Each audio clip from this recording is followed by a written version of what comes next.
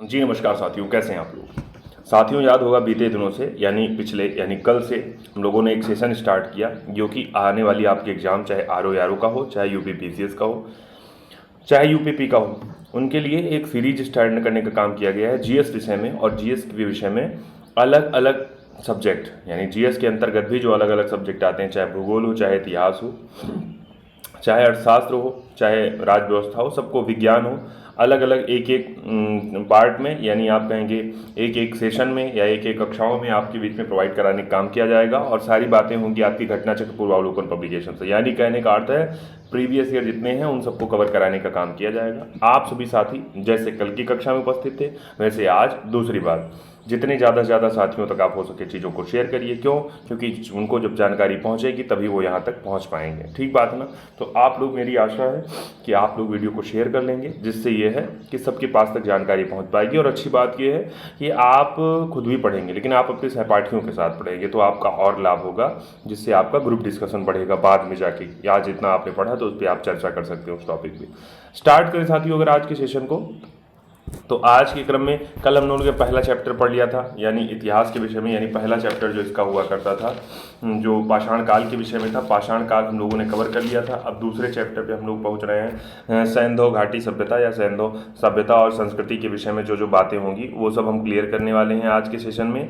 फिर भी अगर आप यूट्यूब पे अपने लिए अपरिचित हैं अभी, तो आप यूट्यूब पे डालिएगा त्रिपाठी सर जीएस अयोध्या, और इसको जब आप सर्च करेंगे यूट्यूब पे तो आपको ऐसे पेज मिल जाएगा जिसको आप सब्सक्राइब करके बेल आइकॉन को प्रेस करके आप अपने नियमित धारक हो जाएंगे, यानी नियमित कैंडिडेट हो जाएंगे, अपने इस YouTube चैनल के परिवार के सक्रिय सदस्य हो जाएंगे। आपको नोटिफिकेशन मिलता रहेगा जिससे आपकी तैयारी बढ़िया हो सकेगी, वीडियो आपको मिलते रहेंगे। साथियों स्टार्ट करेंगे अगर सैंधव घाटी की सभ्यता को, तो बिना समय बर्बाद किए हम लोग स्टार्ट करेंगे, जिससे ये है कि सेशन बड़ा है और आपके लिए ये है कि एक दिन में जो टारगेट रखा गया है वो टारगेट आपके अचीव होते रहे, हम लोगों के टारगेट पूरे होते रहे। बात करें सबसे पहले सैंधव घाटी, यानी उसके पहले हम थोड़ा सा रिवीजन कर लें। तो रिवीजन में अगर हम लोग करेंगे तो एक नाम जिसका नाम आपने कहा सर सबसे पहले पाषाण के विषय में आपने कहा था सर पाषाण काल को है आपने तीन भागों में बांटा। ठीक बात है ना। पाषाण काल, मध्य पाषाण काल और उसके बाद में नवपाषाण काल, और उसके बाद में जो पाषाण काल है पूरा पाषाण काल को भी तीन भागों में विभाजित किया गया था। आपने समझा उसके विषय में, तमाम सारी जगहें मिल रही हैं, तमाम सारी जगहों से तमाम प्रकार की चीज़ें प्रोवाइड हुई हैं। ठीक बात है ना। अच्छा आगे बात करते हैं। अब सैंधव में अगर आप रहे हैं तो एक सब सभ्यता जगह है जिसका नाम है सिंधु, यानी नदी है सिंधु, और नदी सिंधु के तट पर स्थित जो सभ्यता कहलाई उसी को सैंधव घाटी की सभ्यता कहा गया। बात करते हैं इसके तीन नाम मिल जाते हैं सैंधव घाटी की सभ्यता से। जैसे वो नाम हो सकते हैं आपको कौन कौन से, वो सिंधु सभ्यता भी हो सकता है, वो सिंधु घाटी की सभ्यता भी हो सकता है, और हड़प्पा की सभ्यता, यानी तीनों तरह के अगर आपको नाम मिलेगा तो इसका अर्थ हो गया वो सैंधव सभ्यता के विषय में। आगे अगर हम चर्चा करें साथियों तो इसकी चर्चा स्टार्ट होती है हड़प्पा सभ्यता की, वो होती है 1921 से। 1921 में भारत के विषय में भारतीय पुरातत्व सर्वेक्षण, यानी याद होगा आपको कल आपने नाम सुना था एक व्यक्ति जिनका नाम था अलेक्जेंडर कनिंघम के विषय में, जो पहले महानिदेशक बने थे भारतीय पुरातत्व सर्वेक्षण के। उसी क्रम में 1921 की जब बात आ रही है तो एक व्यक्ति का नाम जिनका नाम था जॉन मार्शल, यानी सर जॉन मार्शल नाम के व्यक्ति हैं। इनके निर्देशन यानी इनके डायरेक्शन में ही भारतीय व्यक्ति राय बहादुर दयाराम साहनी नाम के व्यक्ति थे, उन्होंने ही हड़प्पा सभ्यता की खोज की। अब आपसे कई तरीके से क्वेश्चन पूछा जा सकता है। पहला, सैंधव सभ्यता का उपनाम, तो आप कहेंगे सर सिंधु घाटी की सभ्यता भी हड़प्पा सभ्यता भी कहा जाता है। तीसरी बात, खोज इसकी तो किसके निर्देशन में, तो नाम व्यक्ति का है जॉन मार्शल का। बात दूसरी, किसने खोज की, तो राय बहादुर दयाराम साहनी ने की थी। कब वो की थी, तो 1921 में। ये तो मान लीजिए आपकी बेसिक बात हो गई सैंधव घाटी सभ्यता। और कुछ बातें अब एक एक क्रम में आप चीज़ों को जोड़ते जाइएगा। आपके पास नोट्स होगा ऑफलाइन कोचिंग का आपके, या ऑनलाइन तरीके से बुक होगी आपके पास, उससे कवर करते चलिएगा और आपकी चीज़ें तैयार होती रहेंगी। अगली बात करते हैं अगर हड़प्पा की, जो वर्तमान में हड़प्पा की स्थिति आप जानते हैं, तो वो वर्तमान में पाकिस्तान जो जगह मिलती है वहीं का पंजाब प्रांत और वहीं के साहिवाल जिला जो है वहीं पर स्थित ये जगह है, यानी वहीं पर इसकी खोज हुई है। जबकि मोहनजोदड़ो की बात करें तो मोहनजोदड़ो जो सिंध प्रांत है वहाँ के लरकाना जिले में। कहने का अर्थ है ये दोनों जगहों से क्वेश्चन पूछा जा सकता है कि भाई वर्तमान समय में इसकी भूमिका कहाँ पर मिलती है, यानी वर्तमान समय में हड़प्पा और मोहनजोदड़ो स्थल कहाँ पर मिलता है। तो आपने दो नाम जाना, पंजाब प्रांत का साहिवाल जिला और यहाँ दूसरा है सिंध प्रांत का लरकाना जिला। सिंध प्रांत का लरकाना में मोहनजोदड़ो और पंजाब प्रांत का साहिवाल जिला में हड़प्पा। ठीक बात है। अगले पे आते हैं। एक व्यक्ति थे जिनका नाम था पिगट। ध्यान से पढ़ते रहिए, सारी चीज़ें बगल में ही है आपके लिए, नोट करते रहिएगा। पिगट नाम के व्यक्ति हैं, वो दोनों जगह हड़प्पा और मोहनजोदड़ो, इसको क्या कह रहे हैं? कह रहे हैं कि विस्तृत साम्राज्य की जुड़वा राजधानियां कह दिया गया। किसको? हड़प्पा और मोहनजोदड़ो को। आगे बात करें, जो हड़प्पा है वो रावी नदी के तट पर है, जबकि मोहनजोदड़ो है वो सिंधु नदी के। यानी पूछा जा सकता है आपसे क्वेश्चन, कई बार पूछा भी गया है, पूरा स्थल और उसके साथ में कौन से नदी के तट पर स्थित है। तो आपने कहा हड़प्पा सर रावी नदी के, जबकि मोहनजोदड़ो सिंधु नदी के दाहिने तट पर है। आगे बात करें, जॉन मॉर्सल नाम के जो व्यक्ति थे, यानी जो खोजकर्ता में जिनके निर्देशन में चीज़ों को काम हुआ, दयाराम साहनी जी ने खोज की, उन्होंने ही इसका नाम सिंधु सभ्यता कर दिया, क्योंकि सिंधु नदी के बगल था। आगे बात करते हैं, एक पद्धति है जिसका नाम है रेडियो कार्बन, यानी कार्बन डेटिंग पद्धति। इसी के माध्यम से ही पुरास्थल यानी प्राचीन चीज़ों की जांच की जाती है। तो ये क्या लिखा है? रेडियो कार्बन जो 14 है उसके आधार पर, यानी ये जो नई पद्धति आई उसी के आधार पर काल विभाजन हुआ कि हड़प्पा कालीन की जो सभ्यता थी उसका समय 2300 से 1700 के बीच, यानी 2300 ईसा पूर्व से 1700 ईसा पूर्व के बीच में ये जो समय होगा, इसको हड़प्पा सभ्यता की तिथि मानी गई कि यानी इसी के बीच में हड़प्पा सभ्यता थी, भारत में हड़प्पा सभ्यता भारत में थी। अच्छा, बाकी बात करते हैं, यही सबसे ज़्यादा मान्य भी है क्योंकि अलग अलग लोगों के अलग अलग मत हैं। अच्छा, लगभग 2300 से 1900 ईसा पूर्व तक सभ्यता अपने विकास की पर, यानी ये 2300 ईसा पूर्व से 1900 तक, यानी आप कह रहे हैं लगातार इसमें बढ़िया से विकास हो रहे थे और बहुत अच्छी पराकाष्ठा पर थी। अच्छा, ये सभ्यता मेसोपोटामिया और मिस्र की सभ्यताओं के समकालीन थी। यानी पूछा जा सकता है कि विश्व में इसी संदर्भ सभ्यता से के समकालीन विश्व में और कौन कौन सी सभ्यता फल फूल रही थी, तो वो दोनों सभ्यता हो सकती हैं, चाहे मेसोपोटामिया होगी या मिस्र की सभ्यताएं, ये दोनों आप पढ़ सकते हैं इसके विषय में, ठीक है ना। आगे कुछ तिथियां दी गई हैं, अलग अलग वैज्ञानिक हैं या अलग अलग विद्वान हैं, उन्होंने निर्धारित किया। जैसे मार्शल ने कहा है 3250 से 2750, अर्नेस्ट मैकी ने कहा 2800 ईसा पूर्व से 2500 ईसा पूर्व, माधव स्वरूपस्थ ने कहा कि 3500 से 2000 ईसा पूर्व, गैडिन ने कहा कि 2350 से 1700 ईसा पूर्व, वहीं मार्टिमर व्हीलर ने कहा 2500 से 1500, और लास्ट में फेयर सर्विस ने कहा 2000 ईसा पूर्व से 1500। ये आपके अपर एग्जाम में चाहे यूपीएससी का हो चाहे पीसीएस का, यूपी पीसीएस का हो, अलग अलग जगहों में, यानी अपर स्तर के एग्जाम में यहाँ पर इनसे तिथियां भी पूछ सकता है, विद्वानों का नाम भी कह सकता है कि किसके अनुसार ये तिथियां दी गई हैं, ठीक है ना। यहाँ हम लोग किसकी चर्चा करते हैं? सबसे प्रमुख, यानी जिसका सबसे ज़्यादा माना जाता है कार्बन डेटिंग वाला, उसके आधार पर 2300 से 1700 के बीच की स्थिति को माना जाता है, ठीक है ना।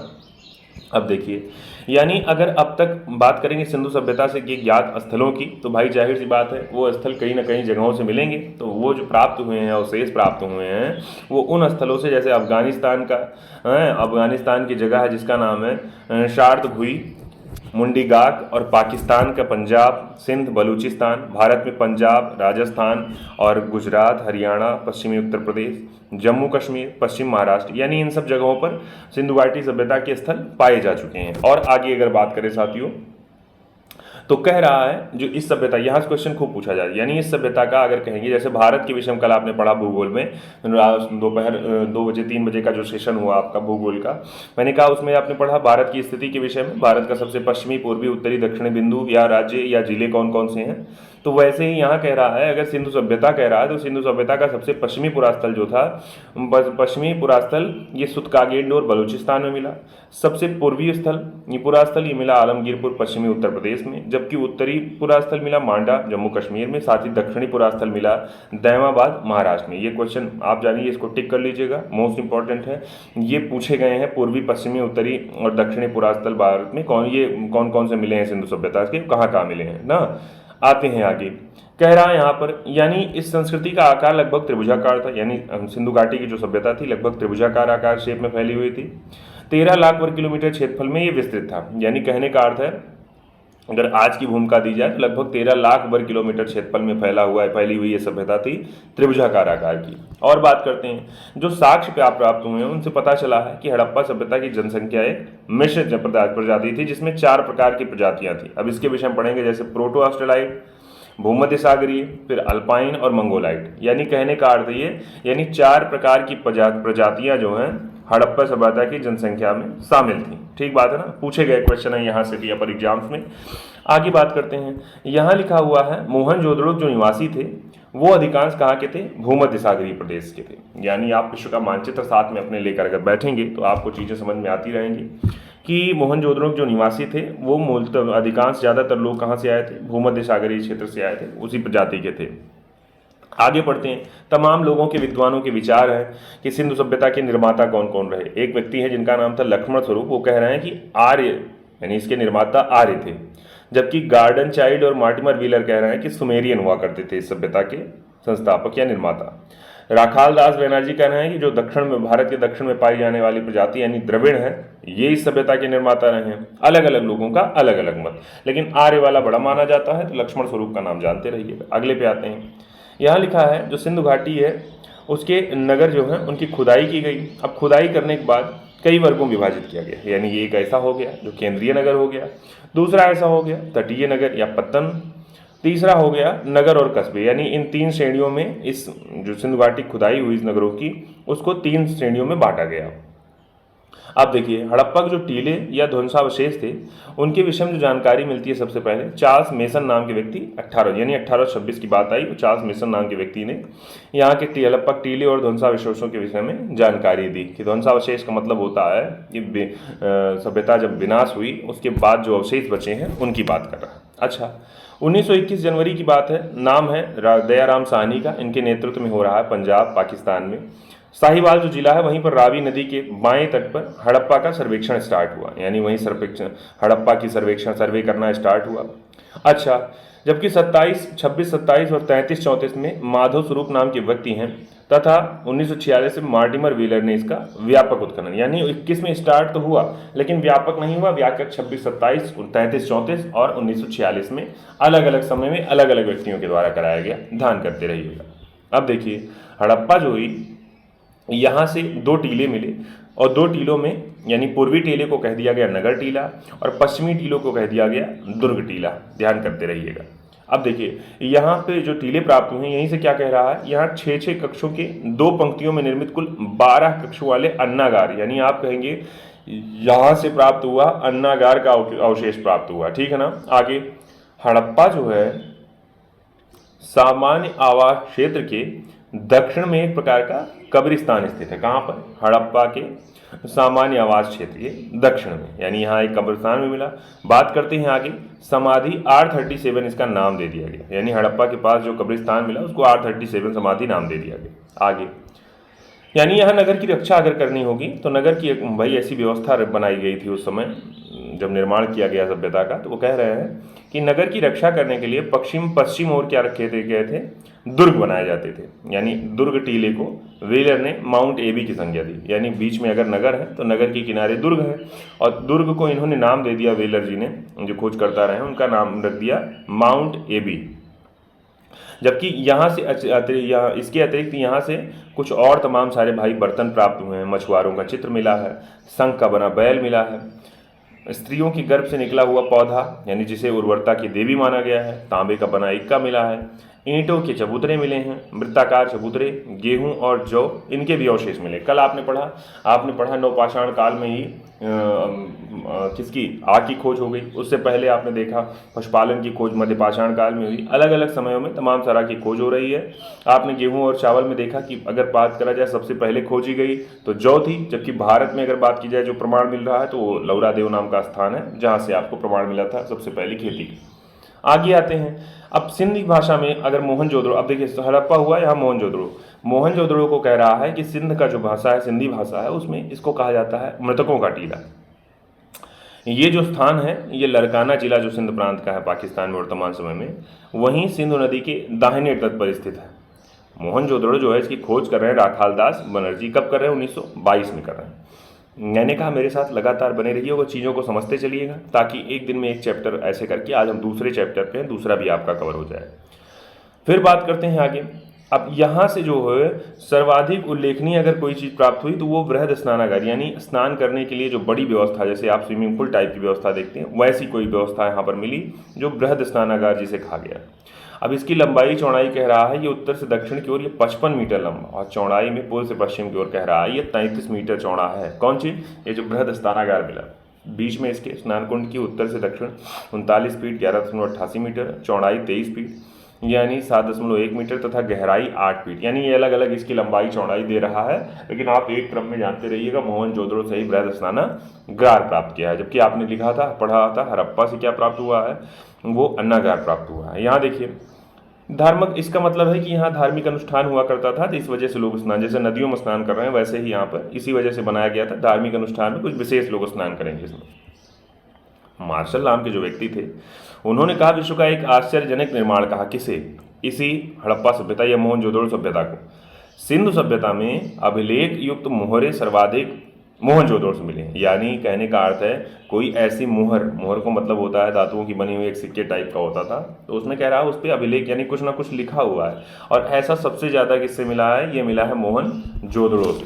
नेक्स्ट की बात करते हैं साथियों, यहाँ लिखा है मोहनजोदड़ो जो था इसकी एक अन्य इमारत मिली जिसको बृहद अन्नागार कहा गया। यहाँ भी अन्नागार मिला, 45.2 मीटर का लंबा, 22.86 मीटर का चौड़ा।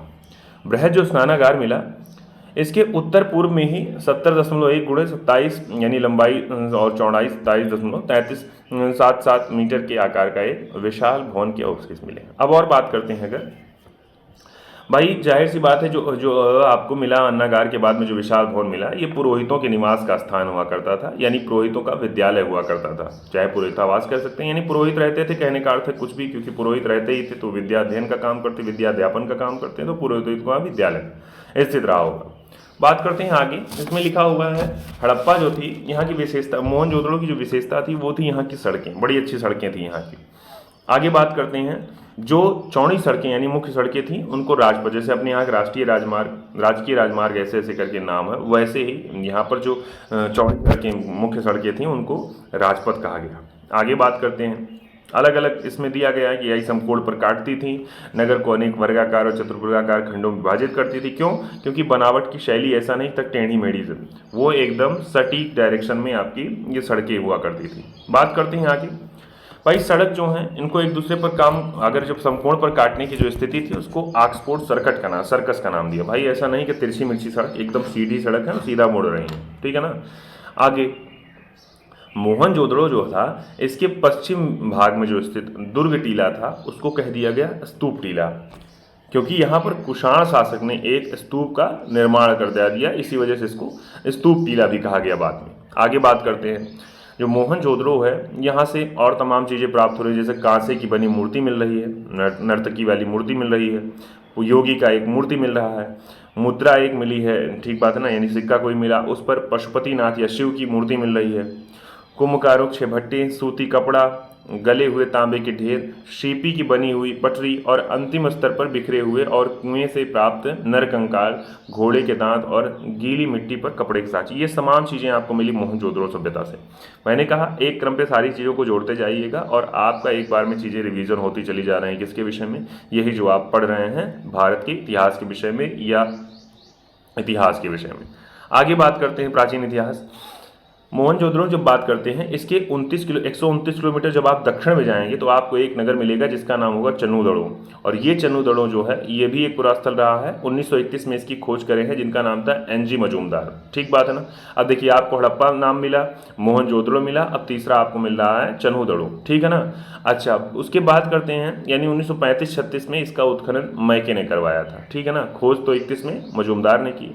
अब आगे देखिए भाई, ये जो सैंधव संस्कृति हुई, इसके अलावा हड़प्पा संस्कृति जी इसको कहा जाता था झूकर या फिर झांगर संस्कृति भी कहा जाता था। अब इसके भी अवशेष मिले हैं। अब यहाँ क्या है, संभवतः औद्योगिक केंद्र हुआ करता था ये।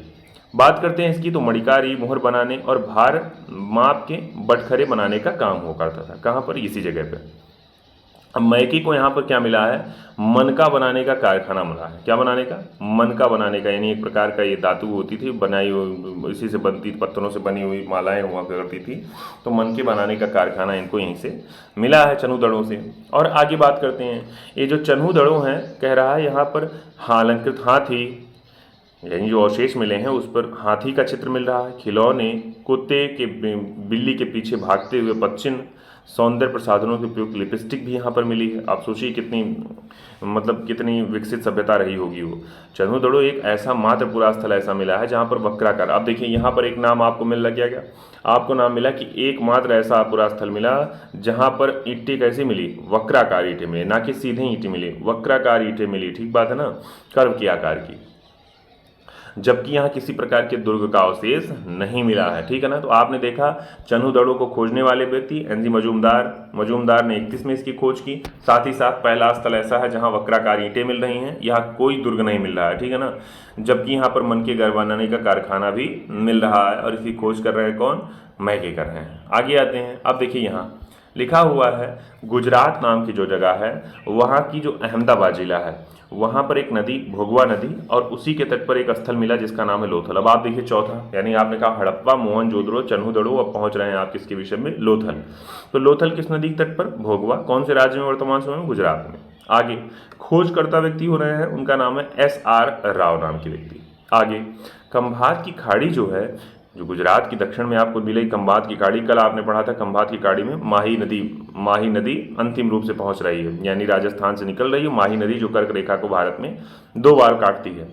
तो इसके विषय में लिखा है, इसी खंभात की खाड़ी के विषय में लिखा हुआ है, ये तट पर स्थित, यानी खंभात की खाड़ी के तट पर स्थित हो रहा है और साथ ही साथ पश्चिमी एशिया से व्यापार के लिए, यानी एक प्रकार का ये बंदरगाह, लोथल जो था ये एक प्रकार का बंदरगाह हुआ करता था हड़प्पा सभ्यता या सिंधु घाटी की सभ्यता का। बात करते हैं आगे, यानी नगर नियोजन और भौतिक वस्तुओं के आधार पर लोथल को कहा गया एक प्रकार की लघु हड़प्पा या लघु मोहनजोदड़ो नगर का प्रतीक। यानी कहने का अर्थ यह है कि इसकी व्यवस्थाएं स्वयं में इतनी ज़्यादा मजबूत थी कि इस वजह से इसको खुद से ही एक अलग से ही इसको लघु हड़प्पा कह दिया गया या लघु मोहनजोदड़ो कह दिया गया। आगे बात करते हैं, अब देखिए यहाँ से कह रहा है जो फारस की मुद्रा मिली है और सील मिला है और पक्के रंगे हुए पात्र, ये सब कहाँ से प्राप्त हुआ है, इसी लोथल जो बंदरगाह नगर हुआ करता था उस समय का सिंधु घाटी का, वो मिला है यहाँ से। अब देखिए लोथल जो है वहाँ की एक गढ़ी है तथा नगर दोनों की रक्षा प्राचीर से घिरे हुए हैं। बात करते हैं लोथल में सबसे प्रमुख जो विशेषता मिली, यहाँ पर जहाज़ों की गोदी मिली, गोदी का मतलब होता है जहाज़ें जहाँ इकट्ठा लगाए जा रहे हैं, वो डॉक यार्ड मिली हैं, ठीक बात है। बात करते हैं अगली, यहाँ पे जो अवशेष मिले वो धान यानी चावल के साक्ष्य मिले हैं, बाजरे का साक्ष्य मिला है, फारस की मोहरें मिली हैं और घोड़े की लघु मूर्ति मिली हैं और 3 द्विशव समाधि यानी 3 तो ऐसी समाधियाँ मिली हैं जिसमें 2-2 शव एक साथ दफनाए गए। कहने का अर्थ सबसे विशेष चावल की खेती मिल रही है, चावल का साक्ष्य मिल रहा है, जहाज़ों की गोदी मिल रही है, बंदरगाह शहर था ही है, ठीक बात है ना।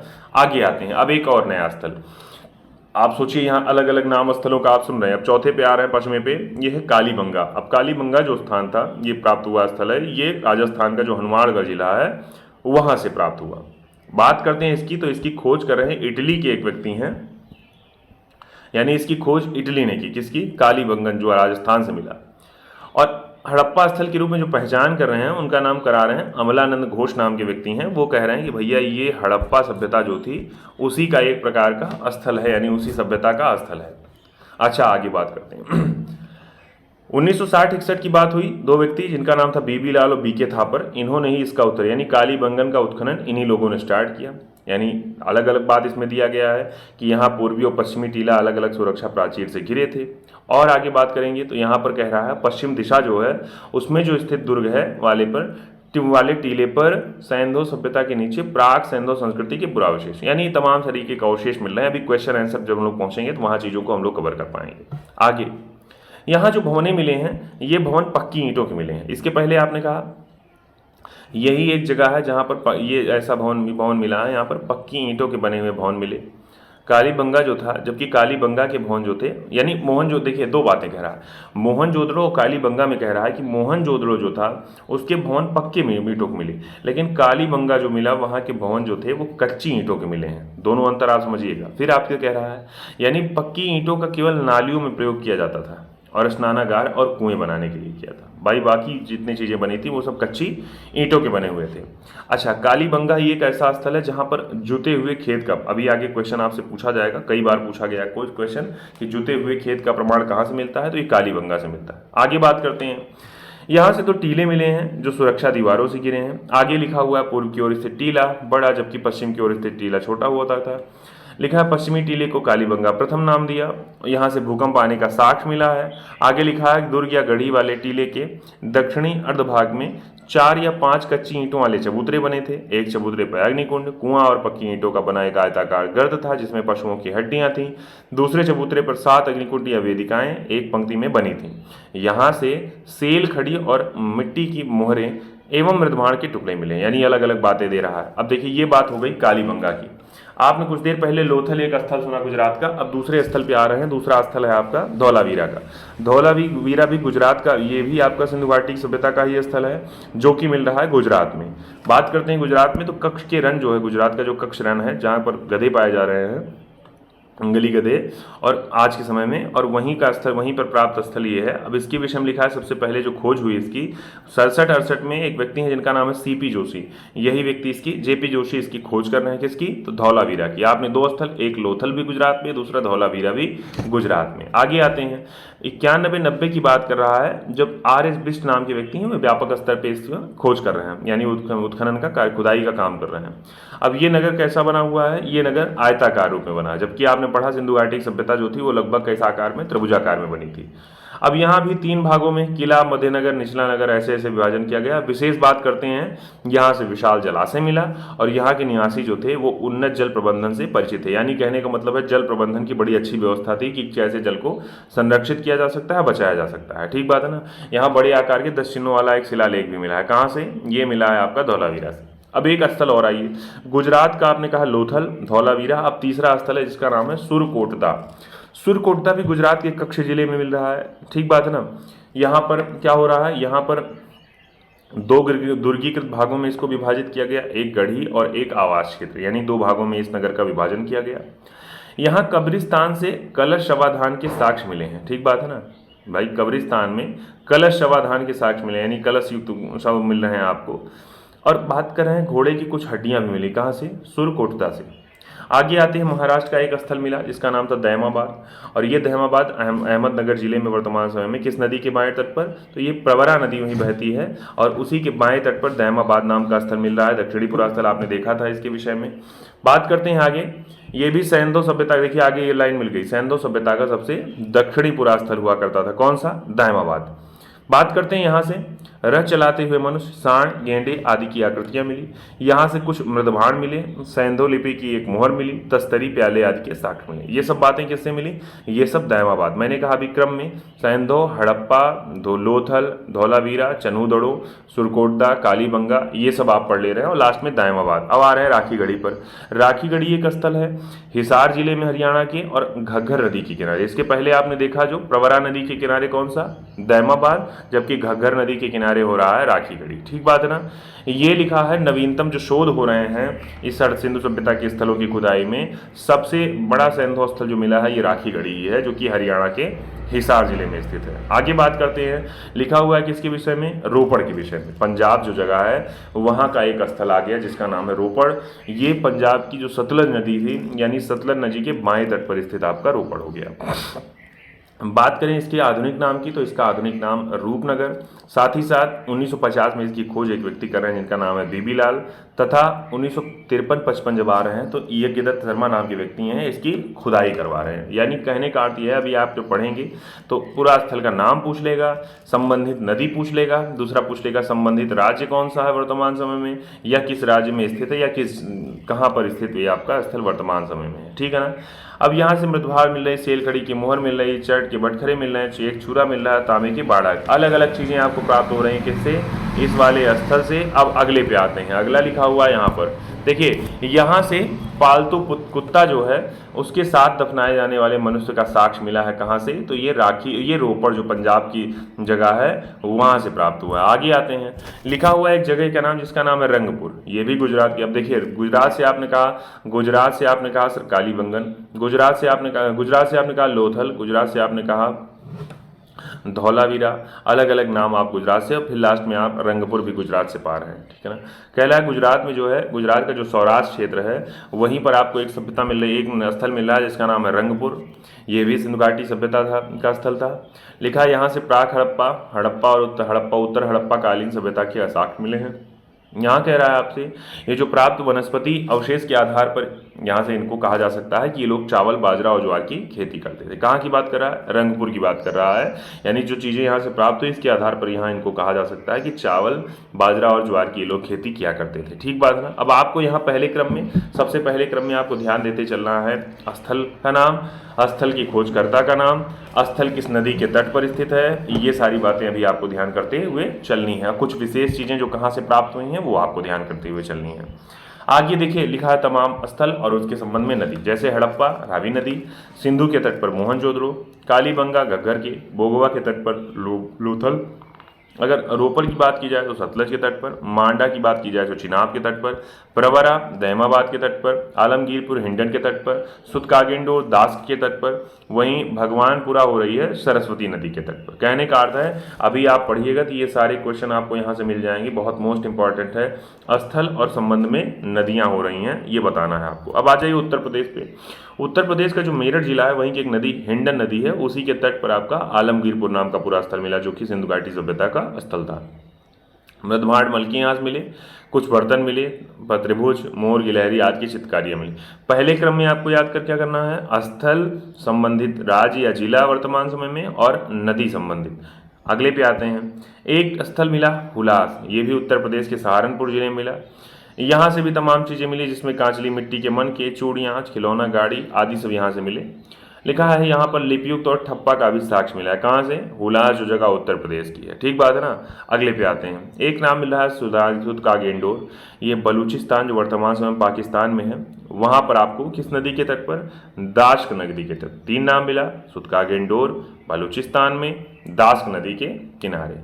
1927 में इसकी पहचान जो कर रहे हैं हड़प्पा स्थल के रूप में एक व्यक्ति, इनका नाम था ऑरेल स्टीन।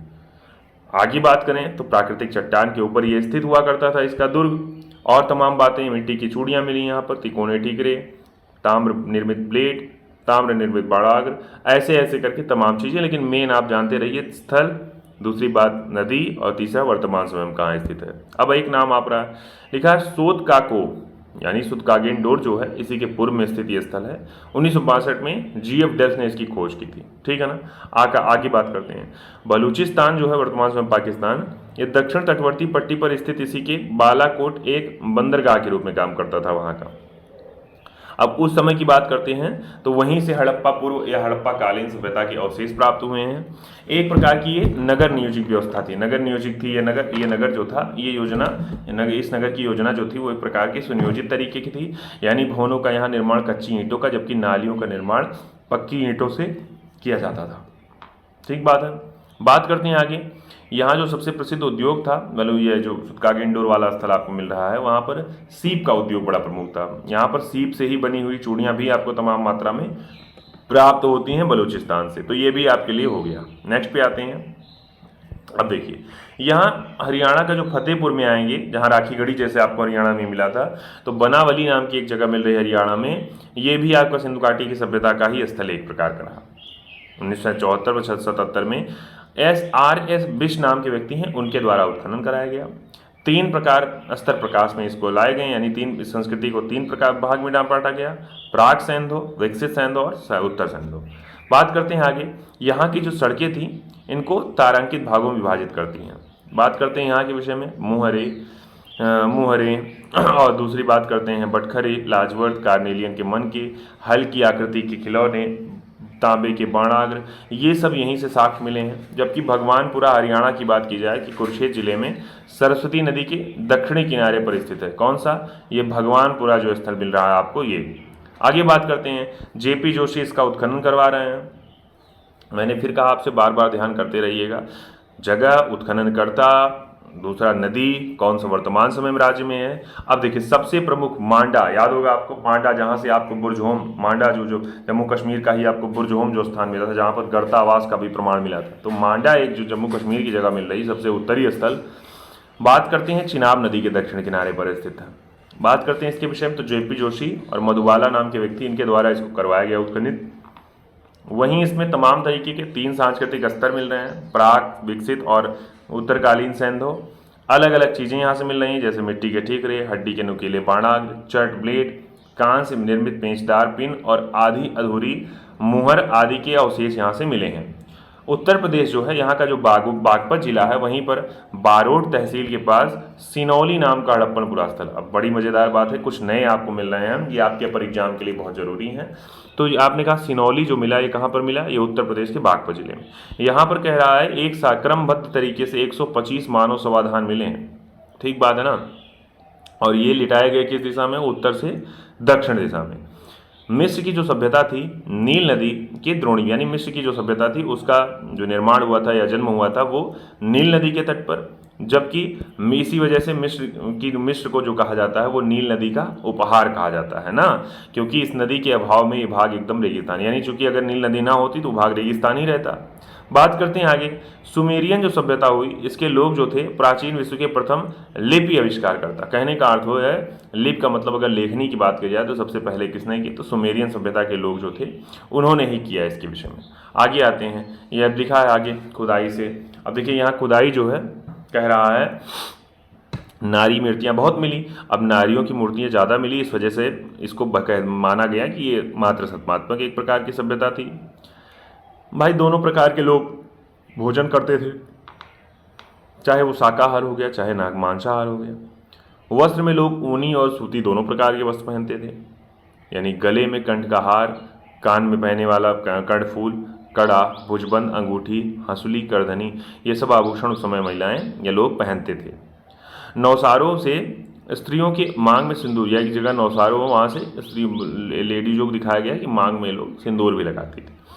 हिंदू धर्म में जो कि सुहाग का प्रतीक है वर्तमान समय में, अब सैंधव काल में कह रहा कि पासा एक प्रकार का खेल हुआ करता था, पासा खेला जाता था। ठीक बात है ना, पासा फेंक कर। आपने क्या कहा?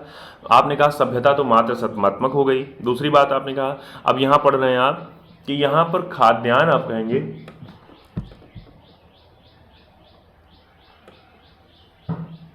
चलिए यहां पर अगर खाद्यान्न की बात करेंगे तो यहां खाद्यान्न जो मिलेगा मुख्य रूप से वो गेहूं और जौ मिलेगा। ये रंगपुर जो जगह है वहाँ से धान की भूसी, लोथल से चावल के अवशेष मिले हैं। ठीक बात है ना, जबकि लोथल से वृत्ताकार चक्की के 2 पार्ट भी मिले हैं। सूती वस्त्रों के अवशेषों से यह निष्कर्ष निकाला जाता है, यानी सूती वस्त्र जो मिले हैं उनसे निष्कर्ष निकाला गया कि यहाँ के लोग कपासी। भाई जाहिर सी बात है सूत तभी का बना पाएंगे जबकि कपास होगा वहाँ पर। इसका मतलब यह है कि इनको कपास की खेती करना इन लोगों ने प्रारंभ कर दिया था इन लोगों ने। ठीक बात है ना। अगले पे आते हैं भाई, कपास के विषय में ग्रीस गई, भारत से कपास कहाँ गई? ग्रीस गई। वहाँ पर अच्छा देखिए, कपास को ग्रीस में क्या कहा जाता था? वहाँ पर इसको सिंडन के नाम से जाना जाता था। भारत में जो कपास की खेती थी वो 3000 ईसा पूर्व में की गई थी, जबकि मिस्र की बात करें तो 2500 ईसा पूर्व ही। तो इसका मतलब ये कहा गया कि भारत में कपास की खेती पहले शुरू हुई। तमाम बातें जैसे हड़प्पा, मोहनजोदड़ो, कालीबंगा और सुरकोटदा नाम की जो जगह हैं, यहाँ स्थलों से कुबड़दार आपको मिलेगा। क्या आपको? कुबड़दार ऊंट मिलेगा। ठीक है ना।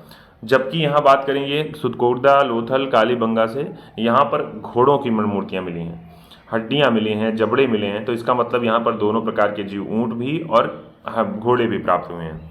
बात करते हैं आगे, तो सिंधु सभ्यता थी, इसका उद्योग आपने क्या कहा? सत्ता मात्र सत्मात्मक, गेहूं जौ दोनों का यूज कर रहे हैं। दूसरी बात करते हैं, ये प्रकार का वस्त्र उद्योग यहाँ का बड़ा प्रमुख उद्योग था। अब जो मोहनजोदड़ो है वहाँ से क्या कह रहा है? 2 उपकरण जो थे उनमें लिपटा हुआ सूती धागा एवं कपड़ा प्राप्त हुआ है। बात करते हैं लोथल और चन्नूदड़ो, यहाँ पर मन के बनाने का काम हुआ करता था। कहाँ पर? लोथल और चन्नूदड़ो में। ठीक बात है। एक क्रम में मैंने कहा लगातार आप चीज़ों को पढ़ते रहिए, इससे लाभ आपका ये होगा, एक दूसरा चैप्टर आपका पूरा तैयार हो जाएगा आज के सेशन में। ठीक है ना। तो आप उबिएगा मत, लगातार बने रहिए, क्योंकि इसी के बाद आपका क्वेश्चन आंसर स्टार्ट होने वाला है, तो आपका अपने आप मन लग जाएगा। आगे लोथल लिखा हुआ है, लोथल तथा बालाकोट जो जगह हैं ये सीप उद्योग के लिए प्रसिद्ध थे। ठीक बात है ना, यानी सीप का जो उद्योग है उसके लिए लोथल और बालाकोट आपके प्रसिद्ध थे। बालाकोट याद होगा आपको, पाकिस्तान की जगह जो वर्तमान समय पाकिस्तान में स्थित है। अब देखिए अलग अलग जगह है वहाँ से प्राप्त होने वाले स्थल, जैसे तांबा खेतड़ी और बलूचिस्तान ओमान से प्राप्त होते थे। लाजवर्द अफगानिस्तान की बदख्शां जो जगह है। वही बात करते हैं टिन की, तो ईरान अफगानिस्तान में होता था। चांदी राजस्थान की जवार अजमेर की खानों में, अफगानिस्तान और ईरान में। साथ ही साथ सीसा अफगानिस्तान और अजमेर में। शिलाजीत हिमालय, गोमेद गुजरात और सोना दक्षिण भारत, कहने का अर्थ हो गया ये जगहें हैं और यहाँ से प्राप्त होने वाली तमाम धातुओं के विषय में बात कर रहा है। अब देखिए आगे, यानी जो सिंधु सभ्यता थी यहाँ पर चाहे आंतरिक व्यापार हो, चाहे भारत के अंदर, देश के अंदर का, चाहे बाहर का, ये बड़ी उन्नत अवस्था में था। कहने का अर्थ है यहाँ सिक्के का प्रचलन नहीं था। यहाँ के लोग क्या करते थे, एक सामान लो तो दूसरा सामान दो, ऐसे यानी वस्तु विनिमय का तरीका हुआ करता था। अब यहाँ पर क्या था, यानी कि यहाँ पर हाथी के दांत से बने हुए तराजू के पल्ले मिले हैं, ठीक बात है ना। और उनके बाट जो हुआ करते थे वो घनाकार, घन के आकार में हुआ करते थे। अलग अलग तरीके से दिखाया गया है, बात की गई, कुछ में बेलनाकार, ढोलाकार, वर्तुलाकार तमाम तरीके के मिले हैं। अगली बात करते हैं, लिखा है सारगोन युगीन जो सुमेरियन लेख है उससे प्राप्त होता है कि मेलुहा, दिलमुन और मगन के साथ मेसोपोटामिया के व्यापारिक संबंध थे, ठीक बात है ना। जबकि मेलुहा जो शब्द है उसी की जानकारी पहचान सिंधु क्षेत्र के रूप में की गई है। तो इसका मतलब है इसका मतलब यहाँ का संबंध जो आयात निर्यात का था वो आपकी मेसोपोटामिया सभ्यता से ही भी हुआ करता था। बात करते हैं आगे, दिलमुन जो था वो फारस की खाड़ी के बहरीन से की गई, जबकि मेलुहा की सिंधु क्षेत्र से। अब जो सुमेरियन सभ्यता था, अब लेख था, उसमें जो दिलमुन को कहा गया था वो कहा गया था साफ सुथरे नगरों का स्थान, सूर्योदय का क्षेत्र, हाथियों का देश, ये तमाम सारे नाम दिए गए थे उसको। आगे बात करते हैं, मिस्र जो है इसके साथ व्यापारिक संबंध का जो पता है वो लोथल से प्राप्त मम्मी की आकृति, यानी लोथल जो जगह है भारत की, वहाँ से चूंकि एक मम्मी आकृति मिली, और मम्मी आप लोग जानते होंगे इसका संरचना मिलती है आपको ज़्यादातर मिस्र में ही, तो इससे पता चलता है कि इसका मतलब यहाँ से कुछ संबंध व्यापारिक रहा होगा, ठीक बात है ना। चलिए बहुत बढ़िया, लगातार बने रहिए आप लोग। चलिए साथियों, तो नेक्स्ट की बात करें, इसके आगे का जो आपको मिलेगा पैराग्राफ, उसमें कह रहा है यानी जो सिंधु सभ्यता हुआ करती थी, यानी इससे चूंकि मूर्तिकला मिली, वास्तुकला की तमाम, यानी आपको तमाम चीज़ें, रचनाएं मिली, तमाम चीज़ें लिखे पढ़े मिले। अच्छा, दूसरी बात, यानी ढंग से चीज़ों का निर्माण किया गया। दूसरा, उत्कीर्ण कला, मृदभांड कला आदि जो, यानी चूंकि चीज़ें मिली इस वजह से अनुमान लगाया गया कि ये उन्नत अवस्था में था। मोहनजोदड़ो जो स्थल है वहाँ से एक संयुक्त पशु मूर्ति मिली है जिसमें भेड़ का तथा सूंडदार हाथी का, यानी एक ही मूर्ति में दो जानवरों के चित्र मिले हैं, भेड़ का भी और हाथी का भी चित्र मिला है। बात करते हैं हड़प्पा की, तो कह रहा है यानी हड़प्पा की जो पाषाण मूर्तियां थी वो दो ठो ऐसी मिली जो सिर रहित हुआ करती थी। यानी हड़प्पा से तो मूर्तियां ऐसी मिली जो कि बिना सिर की यानी केवल धड़ वाली मूर्तियां थी। वहीं बात करें धातु मूर्ति की, तो मोम और मधुच्छिष्ट विधि से बनाई जाने वाली जो धातु मूर्तियां थी वो इस तरह से बनाई जाती, लुप्त मोम और मधुच्छिष्ट से।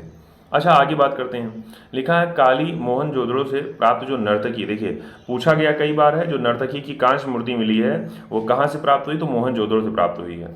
जबकि लोथल जो है वहाँ से कुत्ते, कालीबंगा से ताम्र मूर्ति प्राप्त हुई है। ये सारी बातें हो रही हैं अलग अलग जगह से जो प्राप्त मूर्तियाँ हो रही हैं। चनुदड़ों से प्राप्ति का गाड़ी और बैलगाड़ी की मूर्तियाँ उल्लेखनीय हैं। मृण मूर्तियाँ और पुरुषों और स्त्रियों तथा पशु पक्षियों की प्राप्त हुई हैं। मानव मूर्तियाँ अधिकतर स्त्रियों की हैं, सर्वाधिक मृण मूर्तियाँ पशु पक्षियों की, यानी सबसे ज़्यादा जो मृण मूर्तियाँ मिली हैं वो पशु पक्षियों की मिली हैं। आगे बात करते हैं यहाँ, अब सिंधु काल जो है यहाँ पर कह रहा है कि जो मोहरें सब ज़्यादातर मिली हैं वो सेल खड़ी की बनी हुई, एक प्रकार की धातु हुआ करती थी उसकी बनी हुई मोहरें हैं। बात करते हैं आगे, तो इसके अतिरिक्त कह रहा है कि कांचली, यहाँ देखिए इसके अतिरिक्त कह रहा है कांचली मिट्टी, चट, गोमेद मिट्टी भी, इनकी भी मोहरें बना करती थी। लेकिन अधिकांश मोहरें जो हैं वो चौवर्गाकार, चौकोर आकार की थीं, जबकि कुछ मोहरें ऐसे भी थीं जो घनाकार, गोलाकार और बेलनाकार थीं। अब इसके बाद का पॉइंट मोस्ट इंपॉर्टेंट, जो सिंधु सभ्यता थी, यहाँ देखिए इसके आगे का पॉइंट ऐसे है लिखा हुआ है, जो सिंधु सभ्यता थी इस पे जो प्राप्त मोहरें हैं इनका सर्वाधिक अंक, यानी इस पर जो सबसे ज़्यादा चित्र मिला है वो श्रृंगी पशु का, ठीक बात है, यानी सींग वाले पशु का, जैसे सांड कह सकते हैं उसका, और कुबड़ वाले बैलों का, उसके बाद बैलों का उल्लेख मिल रहा है किसमें, जो मोहरें मिली हैं सिंधु सभ्यता से वो। आगे क्वेश्चन आपको इस पर पूछा जाएगा। पशुपति शिव यानी भगवान शिव का प्रमाण मिल रहा है मोहनजोदड़ो की मोहरों पर, यानी जिस पर एक योगी की आकृति बनी हुई है। अच्छा, लिखा योगी जो है उसके चित्र, उनके चित्र के बाईं ओर बाघ और हाथी तथा दाईं ओर गेंडा और भैंसा, यानी चार आपको जानवरों का भी चित्र मिल रहा है उन योगी के आसपास में, ठीक बात है ना। जबकि बात करें सिंहासन के नीचे दो तरफ हिरन भी बने हैं और योगी के सिर पर एक त्रिशूल जैसा आभूषण है और तथा 3 मुख हैं, कहने का अर्थ है ये शिव से ही अनुमान लगाया जाता है, पशुपति शिव से ही इसका अनुमान लगाया गया है ये मूर्ति का। एक व्यक्ति है मार्शल महोदय क्या कर रहे हैं, कह रहे हैं कि ये रुद्र या शिव से संबंधित इसको कर दिया है। कुछ और बातें, जैसे सिंधु सभ्यता है वहाँ पर मृदभांड मुख्यतः किस रंग के, लाल और गुलाबी रंग के तैयार होते थे। लाल रंग से लेकर काली रेखाओं से चित्र बनाए जाते गए हैं। कुछ बर्तनों पर मोर, हिरण, कछुआ, मछली, गाय, बकरा, पीपल, नीम, खजूर, केला आदि का भी अंकन हुआ है। तमाम सारे फल भी मिले हैं। कहला मर्तबान, कटोरे, तस्तरियाँ, थालियाँ प्रमुख, ये जो मृदभांड मिल रहे हैं उसमें प्रमुख ये सब प्राप्त हुए हैं। अब देखिए आभूषण की बात अगर करें तो ऐसा नहीं था केवल महिलाएं पहनती थी, दोनों पहनते थे, महिला पुरुष दोनों पहनते थे। हाँ ये विशेष है, ये चूंकि मातृ सत्तात्मक था ये सभ्यता, इस वजह से महिलाओं की पूजा इसमें प्रमुख रूप से की जाती थी। बात करें आगे, यानी चूंकि स्त्री मूर्ति जो मिली है, यानी स्त्री की जो मूर्ति मिली है उसके गर्भ से निकलता हुआ एक पौधा दिखाया गया, यानी माना गया है कि उर्वरकता की देवी औरत को ही माना गया है, महिलाओं को ही आगे माना गया है कि देखिए उर्वरता की देवी उनको माना जाता था। आगे बात करते हैं, जो मिस्र नाम की जगह है लिखा है वहाँ के लोग नील नदी की देवी आइसिस की, यानी जिस प्रकार जैसे मिस्र की नील नदी जो है, यानी मिस्र के लोग जो है नील नदी की देवी आइसिस की पूजा करते थे, उसी प्रकार यहाँ उर्वरकता की देवी के रूप में जो चित्र आपको मिल रहा है उसकी उपासना करते थे। आगे लिखा है मातृ देवी और शिव की पूजा, इसका ही प्रमाण मिला है। बात करते हैं पशु पक्षियों वृक्षों आदि की जो उपासना, इसके अलावा भी इनकी भी उपासना ये लोग किया करते थे। बात करते हैं लोथल, कालीबंगा और बनावाली की। ये जो पुरा स्थल है यहाँ से अग्निकुंड और यज्ञवेदी के साक्ष्य मिले हैं, यानी यहाँ से अग्निकुंड और यज्ञवेदी के साक्ष्य मिले हैं। लेकिन क्या कह रहा है, आगे कह रहा है उत्तर दक्षिण दिशा में शव दफनाने की प्रथा प्रचलित थी, किंतु इसके अपवाद भी मिले हैं। यानी जैसे कालीबंगा में मिल गया कि शव उत्तर दक्षिण में, जबकि रोपण में मिला कैसा ये मिला पश्चिम पूर्व में, लोथल मिला पूर्व पश्चिम में, अलग अलग जगह पे अलग अलग तरीके से, ठीक बात ना। जबकि आंशिक रूप से समाधि की व्यवस्था मिली है, ये मिली है बहावलपुर में, ठीक है ना। अब आगे आते हैं, देखिए इस सभ्यता का विनाश कैसे हो गया इसके विषय हम लोग समझने का काम करेंगे। अलग अलग विद्वानों का अलग अलग मत है। जैसे कि बाढ़ कह दिया कि बाढ़ की वजह से विनाश हुआ, वो मार्शल मैकी और SR राव कह रहे हैं। आर्यों के आक्रमण की वजह से हुआ, ये गार्डन चाइल्ड, मार्टिमर व्हीलर और स्टुअर्ट पिगट कह रहे हैं। जलवायु परिवर्तन की वजह से विनाश हुआ, इसको ऑरेलस्टीन और अमलानंद घोष कह रहे हैं। भूतात्विक परिवर्तन की वजह से इसका विनाश हो गया, MR साहनी और ST लैम्ब्रिक कर रहे हैं, DF डेल्स कर रहे हैं। वहीं महामारी की वजह से KUR कैनेडी और पर्यावरण परिवर्तन M दमित्रियो, यानी कहने का अर्थ है सबका अलग अलग प्रकार का कारण रहा देना हुआ है कि इस वजह से सभ्यता का विनाश हुआ। आपको जानते रहना चाहिए, हो सकता है आपसे एक क्वेश्चन पूछा जाए। साथियों अब स्टार्ट करते हैं इसके प्रश्नकोश पर, यानी इसके लिए जो इंपॉर्टेंट क्वेश्चन आपके एग्जाम में पूछे गए हैं उनको हम लोग चर्चा करने का काम करेंगे। मेरे साथ लगातार उपस्थित हो जाइए और अगले कुछ देर तक हम लोग इसको पूरा हम लोग पढ़ने का काम करेंगे। पहला लिखा है मानव समाज विलक्षण है, क्योंकि यह मुख्यतः आश्रित होता है, किस पर आश्रित होता है, मानव समाज विलक्षण है चूंकि ये किस पर, संस्कृति पर, धर्म पर, अर्थव्यवस्था पर या फिर विज्ञान पर। आपको उत्तर देना है किस पर। मानव समाज विलक्षण है क्योंकि यह मुख्यतः किस पर आश्रित होता है। भाई जाहिर सी बात है, देखिए क्वेश्चन PCS मेंस में पूछा गया है 2004 में, तो इसका उत्तर हो जाएगा, इसका उत्तर साथियों हो जाएगा कौन सा, भारत का जो समाज विलक्षण है मानव समाज विलक्षण है क्योंकि यह आश्रित होता है भाई अर्थव्यवस्था पर ना, इसी वजह से मानव समाज विलक्षण है। देखिए यहाँ यही विशिष्ट होता है इस वजह से।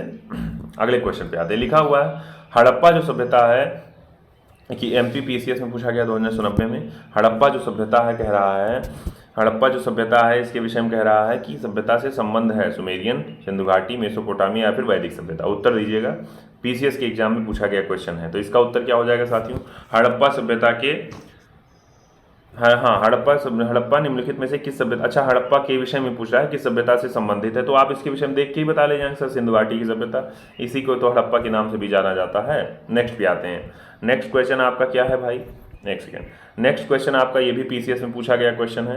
लिखा हुआ है इसके विषय में, ये लिखा हुआ है कि सिंधु सभ्यता संबंधित है प्रागैतिहासिक युग से, ऐतिहासिक, आदि ऐतिहासिक या फिर उत्तर ऐतिहासिक। ये भी 1996 में PCS में पूछा गया क्वेश्चन है कि ये किससे संबंधित है, तो आप बताएंगे सर ये संबंधित है आदि ऐतिहासिक युग से संबंधित है, कौन सी, सिंधु घाटी की सभ्यता। नेक्स्ट क्वेश्चन पे आए, लिखा हुआ यहाँ पर सिंधु सभ्यता, सिंधु घाटी जो सभ्यता है ये चूंकि गैर आर्य थी, क्योंकि ये भी UPPSC यानी आयोग के एग्जाम में पूछी गई है। गैर आर्य थी इस वजह से क्योंकि यहाँ नगरीय सभ्यता थी, अपनी लिपि थी, खेती और अर्थव्यवस्था थी, या फिर विस्तार नर्मदा घाटी तक था। किस वजह से इसको गैर आर्य कह दिया गया इस सभ्यता को? उत्तर आपको लिखना है इस प्रश्न का। भाई बताइए, तो इसका उत्तर क्या हो जाएगा? इसका उत्तर आप जान गए। अगर आर्य की बात करेगा तो आर्य चूंकि मूल रूप से चरवाहे हुआ करते थे, लेकिन चूंकि ये नगरीय सभ्यता थी इसी वजह से इसको सिंधु सभ्यता को गैर आर्य सभ्यता बताया गया। नेक्स्ट क्वेश्चन पे आते हैं। यहाँ नेक्स्ट क्वेश्चन लिखा हुआ है, सिंधु घाटी सभ्यता को आर्यों से पूर्व की ओर रखे जाने का महत्वपूर्ण कारक क्या है? यानी सिंधु घाटी जो सभ्यता है इसको आर्यों से पहले रखे जाने का कारक क्या है?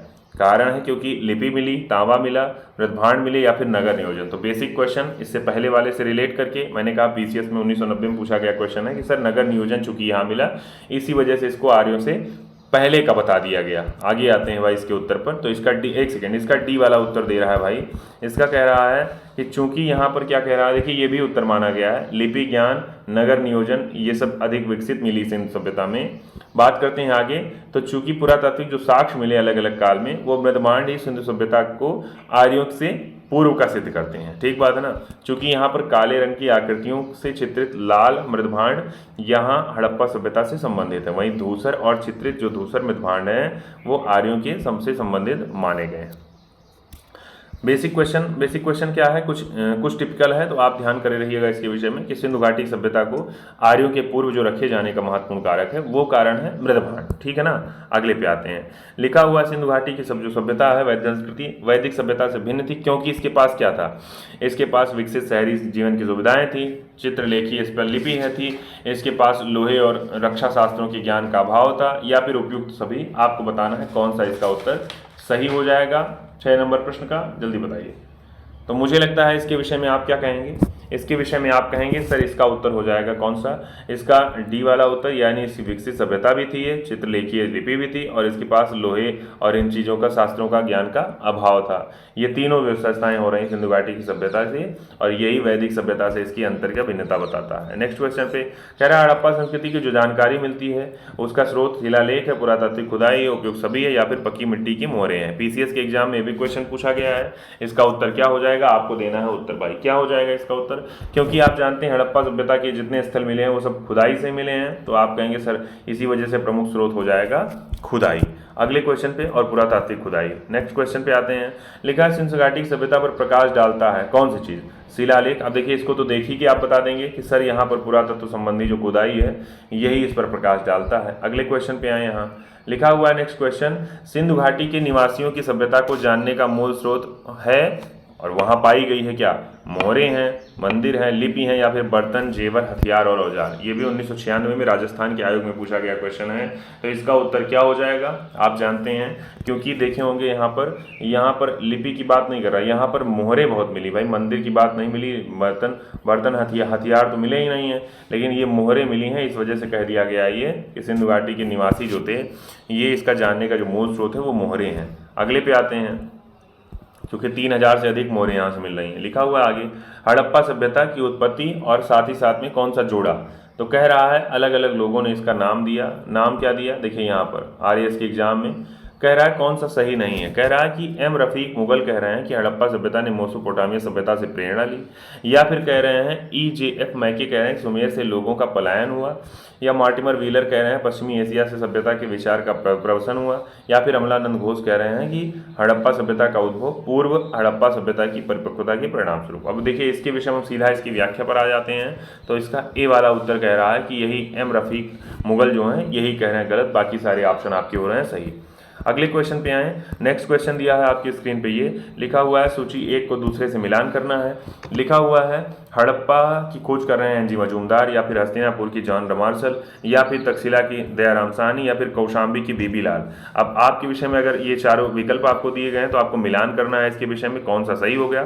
तो इसके विषय में आप ध्यान दीजिए। सबसे पहले हरदी ऐसे एक ट्रिक है, तो हड़प्पा की खोज आप देख रहे हैं, ए वाले का आप मिलान कर लेंगे कि सर 3 वाले से हड़प्पा का अगर दयाराम साहनी कर रहे हैं तो इसी में आप चीज़ों का आप जोड़ जोड़ के आप देखते रहिएगा। तो देखिए ए वाले का ऑप्शन जिसमें 3 वाला दिया गया है तो इसका मतलब इसका सी वाला ऑप्शन हो जाएगा राइट। अब इसके विषय में व्याख्या इसकी देखते हैं। सी वाले में तो लिखा हुआ है सर हड़प्पा जो हो गया इसकी खोज कर रहे हैं दयाराम साहनी, हस्तिनापुर की बीबी लाल, तक्षशिला की जॉन मार्शल, जबकि कौशाम्बी की एनजी मजूमदार नाम के 4 व्यक्तियों का नाम आप देख रहे हैं। अगले पे आते हैं। लिखा है भारत में चांदी की उपलब्धता के प्राचीनतम साक्ष्य मिलते हैं। कहाँ से मिलते हैं? हड़प्पा संस्कृति से, पश्चिमी भारत की ताम्रपाषाणिक संस्कृति, वैदिक संहिताओं से, या फिर चांदी के आहत सिक्कों से। क्या पूछ रहा है? कह रहा है चांदी की उपलब्धता जो है उसके प्राचीनतम साक्ष्य कहाँ से मिले हैं। तो आप इसका उत्तर दीजिएगा। 12 नंबर प्रश्न है, चांदी की अगर उपलब्धता की बात करता है तो ये कहाँ से मिले हैं। तो ये आप कहेंगे यहाँ हम लोग पढ़ रहे हैं किसको?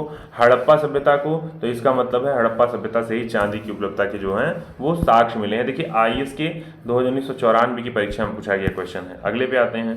यहाँ पर आपने कहा क्योंकि राजस्थान के जो जवार खान थी और अजमेर की खान थी वहीं से चांदी का प्रमाण। इससे पहले आपने जो सूची देखी थी कौन सी जगह हैं और वहां से प्राप्त होने वाले कौन कौन सी धातुएं थी, ठीक है ना। अगला, हड़प्पा में मिट्टी के बर्तनों पर सामान्यतः किस रंग का उपयोग किया गया? नीला, हरा, लाल, पांडु या फिर नीले रंग का। पूछ रहा है किस रंग का प्रयोग हुआ है। तो आप जानते हैं BPSC के एग्जाम में भी क्वेश्चन 55 में पूछा गया है। लाल रंग का प्रयोग किया गया है हड़प्पा के जो बर्तन थे उस पर रंगाई के लिए, ठीक है ना। अगले पे आते हैं भाई। इसके बाद नेक्स्ट क्वेश्चन है आपकी स्क्रीन पे, ये लिखा हुआ है, यहाँ पर लिखा हुआ है मूर्ति पूजा का प्रारंभ कब से माना जाता है? पूर्व आर्य से, उत्तर वैदिक से, कुषाण से या फिर मौर्यकाल से। PCS के एग्जाम में भी मानने में पूछा गया क्वेश्चन है, मूर्ति पूजा का आरंभ कब से माना जाता है। तो आप जानेंगे सर मूर्ति पूजा की बात विषय में कहेंगे अगर तो पूर्व आर्य का मतलब आपने कह दिया कौन सा? हड़प्पा कालीन सभ्यता। तो प्री आर्य या पूर्व आर्य सभ्यता से पहले ही मूर्ति पूजा का आरंभ होना स्टार्ट हो गया था। यहाँ देखिए लिखा हुआ तमाम बातें। यहाँ लिखा सैंधव सभ्यता में मूर्ति पूजा प्रचलित थी। और आगे कह रहा है क्योंकि इसका उदाहरण है सैंधवपुरा स्थलों से मातृ देवी की मूर्ति मिली, शिव की मूर्ति मिली, पशुपति शिव की मिली, ऐसे ऐसे करके, तो इसी वजह से। अगले पे आते हैं। लिखा है निम्नलिखित पशुओं में से किस एक का हड़प्पा संस्कृति में पाई गई मोहरों और टेराकोटा कलाकृतियों में निरूपण नहीं हुआ था? गाय, हाथी, बाघ और गेंडे का। तो आपको बताना है किसका इसमें उल्लेख नहीं हुआ है। तो जाहिर सी बात आपने देखा इतनी देर में आपने चर्चा पढ़ा लेकिन गाय की चर्चा नहीं आई, गाय का कोई चित्र इसमें नहीं मिला है। बाकी इसमें चारों का आपको चित्र दिखाई पड़ जाएगा, ठीक है ना। अगले पे आते हैं भाई। IAS के एग्जाम प्री में पूछा गया कि 2001 में। नेक्स्ट क्वेश्चन, चनुदड़ों में से कौन सा एक हड़प्पा स्थल नहीं था? लिखा निम्नलिखित में से कौन सा एक हड़प्पा स्थल नहीं था। तो आप कहेंगे कोटदीजी, चनुदड़ों, सोहगौरा या फिर देसलपुर। तो मुझे लगता है आप इसको देख के ही बता लेंगे। IAS के 2019 के एग्जाम में पूछा गया है कौन सा स्थल नहीं है। तो इसके विषय में आप बता देंगे सर एक स्थल है जिसका नाम यहाँ क्या है, यहाँ एक नाम दिया गया है जिसका नाम है सोहगौरा नाम का। सोहगौरा नाम का अभिलेख आप बाद में पढ़ेंगे, अभी सोहगौरा अभिलेख मिला था। तो ये आपका हड़प्पा स्थल नहीं, बाकी शेष तीनों आपके हड़प्पा स्थल हैं। यहाँ देखिए सोहगौरा जो है ये उत्तर प्रदेश के गोरखपुर में राप्ती नदी के किनारे स्थित गांव है। यहाँ पर मौर्यकालीन ताम्र अभिलेख मिला। मैंने कहा सोहगौरा से क्या मिला है? अभिलेख मिला है ना। तो इसका मतलब ये है ये आपका संबंधित नहीं हड़प्पा से, बाकी तीनों आपके संबंधित है। जबकि देखिए यहाँ एक नाम मैंने नहीं चर्चा किया था, ये जो देशलपुर नाम का स्थल है ये गुजरात राज्य के कच्छ क्षेत्र में स्थित हुआ करता है देशलपुरा स्थल हड़प्पा काल का। अगले पे आते हैं भाई। नेक्स्ट क्वेश्चन लिखा हुआ है मिलान करना है आपको कूट ए से कूट 2 को। देखिए लोथल से क्या मिला है? पूछ रहा है क्या लोथल से जुता हुआ खेत मिला है, कालीबंगन से गोतीबाड़ा, धौलावीरा से पक्की मिट्टी की बनी हुई हल्की प्रकृति और बनावली से हड़प्पन लिपि के बड़े आकार के 10 चिन्हों वाला शिलालेख मिला है। पूछ रहा है मिलान करना है आपको। सीधा हम कुछ ना करते हुए इस पे इसकी व्याख्या पर आते हैं भाई। इसकी व्याख्या पर अगर आएंगे तो यहाँ पहुँचिए, एक सेकेंड भाई। इसकी व्याख्या पर अगर आएंगे तो यहाँ देखिए, अब इसकी व्याख्या पर आप आइए और यहाँ देखिए तमाम सारी बातें। यहाँ पर बी वाला ऑप्शन इसमें सही दे रहा है, यहाँ बी वाला ऑप्शन आपसे सही दे रहा है, कह रहा है ये वाला, यानी एक कह रहा है 2, यानी लोथल से गोदीबाड़ा। हाँ सही बात है, लोथल से गोदीबाड़ा मिला है। मैंने कहा डाक यार्ड, जहाज़ों के का एक स्थान, जहाज़ों के रखने का स्थान। जबकि बी वाला का 1 यानी कालीबंगन से जुता हुआ खेत मिल रहा है। धौलावीरा से 4, सी का 4 यानी कि यहाँ पर बड़े आकार के 10 चिन्हों वाला शिलालेख मिल रहा है। और डी का 3 यानी कि बनावली से मिल रही है, क्या यहाँ से मिल रही है पक्की मिट्टी से बनी हुई हल्की प्रतिक्रिया। तो 2 आप याद करिएगा इसमें विशेष, एक कालीबंगन का हो रहा है और दूसरा लोथल का भी। अगले पे आते हैं।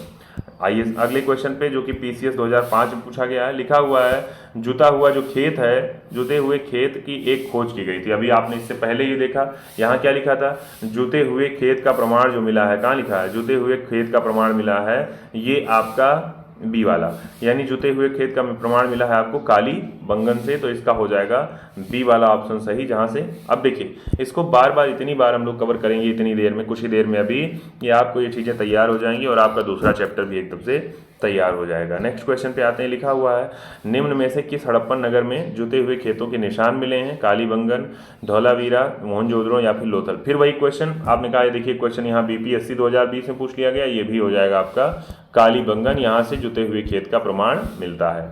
ठीक है ना। नेक्स्ट क्वेश्चन पे आए, यहाँ देखिए नेक्स्ट क्वेश्चन लिखा हुआ है, ये लिखा हुआ है आपको बताना है हड़प्पा, लोथल, कालीबंगन और मोहनजोदड़ो, यहाँ से क्या क्या मिला है। सीधा हम लोग इसकी व्याख्या पर आते हैं। देखिए व्याख्या में क्या लिखा है, हड़प्पा जो है यहाँ से क्या मिला है, शवाधान मिला है जिसका नाम रख दिया गया R37। लोथल जो मिला वहाँ से एक गोदी मिला, यानी डार्क यार्ड मिला, लोथल गुजरात वाला स्थल। कालीबंगा यहाँ से जुता हुआ खेत मिल रहा है, जबकि मोहनजोदड़ो से ही नर्तकी की एक मूर्ति मिल रही है। ये सब आप नोट्स में भी इससे पहले आप चीज़ों को पढ़ चुके हैं। अब आपको क्योंकि केवल आपको उत्तर इसका देना है। नेक्स्ट क्वेश्चन पे आते हैं। यहाँ लिखा हुआ है हड़प्पा, गोदावरी, हरिश्चंद्रपुर, रावी, नागार्जुन कोंडा, गंगा और पैठन कृष्णा। तो पूछ रहा है आपसे कौन सा स्थल है और साथ ही साथ में किस नदी के तट पर। हमने कहा था इसके बाद यहाँ से क्वेश्चन पूछे जरूर जाएंगे और देख रहे हैं आप लोग पूछा जा रहा है। तो हड़प्पा के विषय में सबसे पहले स्टार्ट करिए।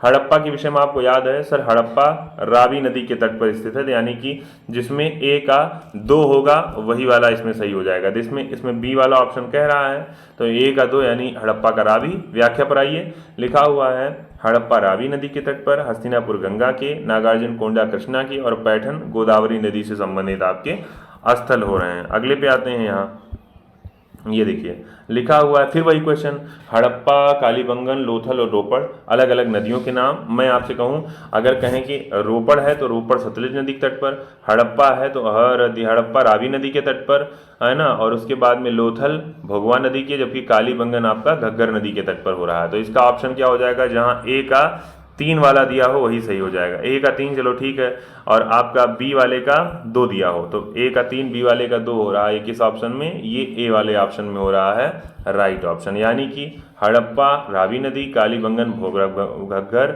लोथल भोगवा और रोपड़ सतलज नदी के तट पर आपका स्थित हो गया। अगले क्वेश्चन पे आ रहे हैं। लिखा है हड़प्पा किस नदी के किनारे अवस्थित है, तो झारखंड पीसीएस का क्वेश्चन है। हड़प्पा किस नदी के किनारे है, तो हड़प्पा आपका हरदी यानी कि रावी नदी के तट पर है ना, तो आपका ये सही हो गया। नेक्स्ट क्वेश्चन पे आते हैं 24 नंबर। लिखा है सैंधव सभ्यता का महान स्नानागार कहाँ से प्राप्त हुआ है, यानी महान स्नानागार के विषय में पूछ रहा है कहाँ से प्राप्त हुआ है। तो जाहिर सी बात है ये मिला है आपका मोहनजोदड़ो से। यूपी पीसीएस 1992 में पूछा गया क्वेश्चन है कि सैंधव सभ्यता का महान स्नानागार कहाँ से प्राप्त हुआ है, तो ये मोहनजोदड़ो से। नेक्स्ट क्वेश्चन पे आते हैं। विशाल स्नानागार, फिर वही क्वेश्चन, फिर इसका मतलब आपका हो जाएगा स्नानागार पूछेगा तो मोहनजोदड़ो ही आप लगा दीजिएगा। नेक्स्ट क्वेश्चन पे आए भाई, यहाँ पर लिखा हुआ है सिंधु घाटी जो सभ्यता है इसके किस पुरास्थल के नाव के चित्र या मॉडल प्राप्त हुए हैं। चारों ऑप्शन हो रहा है, तो चारों ऑप्शन में आप देखिए केवल एकमात्र नगर मिल रहा है बंदरगाह वाला, जिसका नाम है लोथल, और साथ ही साथ मोहनजोदड़ो, तो यही वाला विकल्प हो जाना चाहिए सही। यूपी पीसीएस 2002 में क्वेश्चन पूछा गया था, ठीक बात है ना। नेक्स्ट क्वेश्चन पे आते हैं। यहाँ लिखा है सिंधु सभ्यता के बारे में कह रहा है आपसे कौन सा कथन असत्य है कि नगरों में नालियों की सुदृढ़ व्यवस्था थी, तो भाई सही थी। व्यापार और वाणिज्य उन्नत दशा में था, ये भी सही है। माता देवी की उपासना की जाती थी, ये भी सही है। लोग लोहे से परिचित थे, तो ये मामला थोड़ा सा मुझे लग रहा है, तो इसका डी वाला ही ऑप्शन कह रहा है सर कि पीसीएस 92 में पूछा गया क्वेश्चन यही वाला आपका कौन सा है, असत्य है। लोहे से परिचित थे, ये ऐसा नहीं था, लोहे से परिचित नहीं थे, चांदी से परिचित थे और तमाम धातुएं थी, लेकिन लोहे का मामला नहीं आया था। अगले पे, चूंकि ये कांस्य युगीन सभ्यता थी ना, कांसे की खोज हुई थी, कांस्य युगीन सभ्यता है, लोहे से परिचित नहीं थे, नाली भी बढ़िया थी, व्यापार भी बढ़िया था, माता देवी को उपासना भी करते थे, ये सारी बातें सिद्ध हैं। अगले पे आते हैं। अगला क्वेश्चन आप देखेंगे तो ये क्वेश्चन ये भी उत्तराखंड के एग्जाम में पूछा गया है, प्री के एग्जाम में 2003 में। कह सिंधु सभ्यता जो थी वो नगर नियोजन के लिए थी, मोहनजोदड़ो हड़प्पा के लिए थी, अपने कृषि संबंधी कार्य के लिए थी और अपने उद्योगों के लिए थी। भाई मुझे लगता है अगर 28 नंबर प्रश्न देखेंगे तो मुझे लगता है इसमें 4 के चारों विकल्प ही सही होना चाहिए, क्योंकि उद्योग भी बढ़िया स्तर पे था, कृषि संबंधी कार्य भी बढ़िया था, ये दोनों स्थल भी आपके और नगर नियोजन भी यहाँ पर था, तो इसका डी वाला ऑप्शन हो जाना चाहिए राइट ऑप्शन। ऐसे ही कुछ क्वेश्चन और हैं, लगातार बने रहिए, आपका चीज़ें तैयार होने वाली है। अगले पे आते हैं, यहाँ कह रहा है सुमेलित करिए, कह रहा है आलमगीर पुल उत्तर प्रदेश में, लोथल गुजरात में, कालीबंगन हरियाणा में या फिर रोपड़ पंजाब में। तो पीसीएस 1996 में पूछा गया क्वेश्चन है ये आपके लिए, यहाँ पीसीएस 1996 में। भाई आलमगीरपुर तो उत्तर प्रदेश का स्थल है, ये राइट है। लोथल गुजरात का स्थल है। रोपड़ अगर कहेंगे तो ये पंजाब का, जबकि कालीबंगन आपका सी वाला ऑप्शन गड़बड़ है, क्योंकि कालीबंगा भी आपका कहाँ का है, ये आपका राजस्थान का जगह है। कालीबंगन राजस्थान के हनुमानगढ़ जिले का स्थित स्थल है, ठीक है ना, ध्यान करे रहिएगा। अगले पे आते हैं, आपने कहा था कालीबंगन की खोज कर रहे थे, इटली ने खोजकर्ता की, इनका नाम था लुइगी पियो टेसिटोरी ने, और हड़प्पा सभ्यता की जो पहचान कर रहे हैं इसके रूप में अमलानंद घोष कर रहे हैं। नेक्स्ट क्वेश्चन पे आते हैं, यहाँ लिखा उत्तर प्रदेश में कौन सा स्थल स्थित है, कालीबंगा, लोथल, आलमगीरपुर या फिर हुलास। मुझे लगता है बता ले जाएंगे आप लोग। अगर 4 विकल्प में थी, 3 विकल्प में जिसमें दे दिया गया वही सही है। तो 3 देखिए यहाँ है, 3 यहाँ है, 3 यहाँ है, 3 यहाँ है, तो आप ये सारे तो 3 गलत हैं, लेकिन डी वाला ऑप्शन सही है, यानी हुलास नाम का स्थल भी आपको उत्तर प्रदेश से मिल रहा है। ये भी पीसीएस 2018 पूछा गया। देखिए हुलास की बात करें तो हुलास उत्तर प्रदेश के सहारनपुर में, जबकि आलमगीरपुर जो आप मिल रहा है ये वर्तमान समय में मेरठ में है, कालीबंगा राजस्थान और लोथल गुजरात में। नेक्स्ट क्वेश्चन, ये भी क्वेश्चन बीपीएससी के एग्जाम में 2022 में पूछा गया क्वेश्चन है कि हड़प्पा कालीन स्थल कौन सा है जो गुजरात में। तो आप जान गए सर गुजरात में लोथल भी है, तो गुजरात में कौन सा है, अच्छा है पूछ रहा है ना, तो है में तो आपको मिल गया यही वाला सही, यानी ए वाला आपका हो जाएगा क्या, राइट हो जाएगा, ठीक बात है ना, यानी लोथल गुजरात में स्थित है। नेक्स्ट क्वेश्चन आपका, हड़प्पा संस्कृति के स्थल और उनकी स्थिति संबंधित निम्नलिखित विकल्पों में से युग्मों में से कौन सा सम्मिलित नहीं है। कह रहा है कि आलमगीरपुर उत्तर प्रदेश में, तो भाई राइट है, ये तो सही है। आगे कह रहा है बनावली हरियाणा में, ये भी सही है। अगले पे आते हैं, दायमाबाद महाराष्ट्र में है, फिर कह रहा है राखीगढ़ी हरियाणा में। तो क्या कह रहा है, राखीगढ़ी हरियाणा में, राजस्थान में नहीं है, जबकि राखीगढ़ी कहाँ पर है, हरियाणा में है। तो ये क्वेश्चन में ये वाला गलत हो जाएगा, ठीक है ना। अब देखिए गलत के साथ साथ आप लोग समझते रहिएगा कि इसका सही क्या होगा, तभी आपको चीज़ें बार बार तैयार हो पाएंगी, और जैसे सेशन खत्म होगा आपको चैप्टर पूरा पूरा याद हो जाएगा एकदम से, ठीक है ना। नेक्स्ट क्वेश्चन पे आते हैं, लिखा हुआ है यहाँ नीचे सुमेलित करना है आपको सूची में, कह रहा है कौन सा स्थल और साथ ही साथ में किस जगह पर। तो मांडा क्या राजस्थान में है, दैमाबाद हरियाणा में, कालीबंगा जम्मू कश्मीर या राखीगढ़ी महाराष्ट्र में। मुझे लगता है बता ले जाएंगे, कहेंगे सर मांडा की बात करें तो मांडा ए वाला ऑप्शन सी जम्मू कश्मीर में है। दायमाबाद कहेंगे तो दायमाबाद है महाराष्ट्र में। कालीबंगा आपका कहाँ पर है, तो कालीबंगा आपका राजस्थान में है, वहीं राखीगढ़ी आपकी हरियाणा में है। तो ये अलग अलग नाम, तो इसके विषय में समझिएगा कौन सा, तो इसमें सी वाला विकल्प करके दे रहा कि सी वाला हो रहा है इसमें राइट ऑप्शन। पीसीएस 2012 में पूछा गया क्वेश्चन है। आगे आते हैं, लिखा हुआ है यहाँ फिर वही व्याख्या, लिखा हुआ है कि भैया मांडा जो है जम्मू कश्मीर, दायमाबाद महाराष्ट्र, कालीबंगा राजस्थान और राखीगढ़ी हरियाणा में स्थित स्थल है। अगले बात करते हैं, सूचियों का मिलान कर रहा है, कह रहा है बालू, मांडा, पाड़री और हुलास, इसमें आपको कह रहा है कौन सा कहाँ पर स्थित है। तो मुझे लगता है 2 तो बता ही ले जाएंगे, क्योंकि मैं ही बता ले जा रहा हूँ।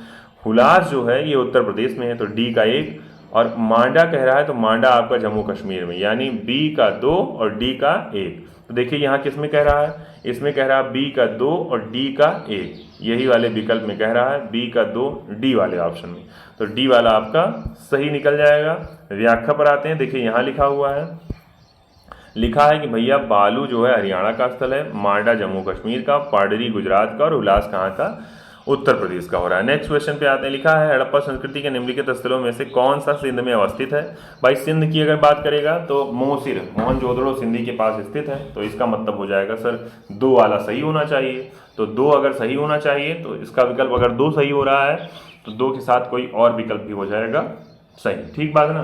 35 नंबर प्रश्न पे आते हैं, तो 35 नंबर प्रश्न में अगर विकल्प में जाएंगे तो इसका कह रहा है कि सर 2 और 3, एक तो आपका मोहनजोदड़ो, दूसरा चन्हूदड़ो, ये दोनों आपका सिंध के तट पर स्थित हैं, ठीक है ना। यहाँ देखिए लिखा है पाकिस्तान के पंजाब में मोहनजोदड़ो और चन्नू दड़ो दोनों स्थित आपके हैं, जबकि सुरकोटदा जो है ये गुजरात में स्थित है ना, तो इसका हमने कहा बी वाला विकल्प हो रहा है राइट। यूपीपीएससी यानी आयोग के एग्जाम में जीआईसी में पूछा गया क्वेश्चन है। नेक्स्ट पे आते हैं, मोहनजोदड़ो निम्नलिखित में से कहाँ पर स्थित है? तो आपके विषय में जाहिर सी बात है मोहनजोदड़ो आपका पाकिस्तान यानी सिंध नदी के तट पर, तो लिखा हुआ पाकिस्तान के पंजाब राज्य में स्थित आपका है कौन सा, ये पंजाब नहीं, पाकिस्तान के सिंध राज्य में स्थित आपका जगह है, इसका नाम क्या है? मोहनजोदड़ो। ठीक है ना, ये भी एमपीपीसीएस 2012 में पूछा गया क्वेश्चन है। नेक्स्ट पे आए, लिखा हुआ है चन्नू दड़ों के उत्खनन का निर्देशन किसने किया था? मैके, मार्शल, व्हीलर या फिर ऑलेल स्टीन ने किया था। तो चन्नू दड़ों का उत्खनन का निर्देशन किसने किया था?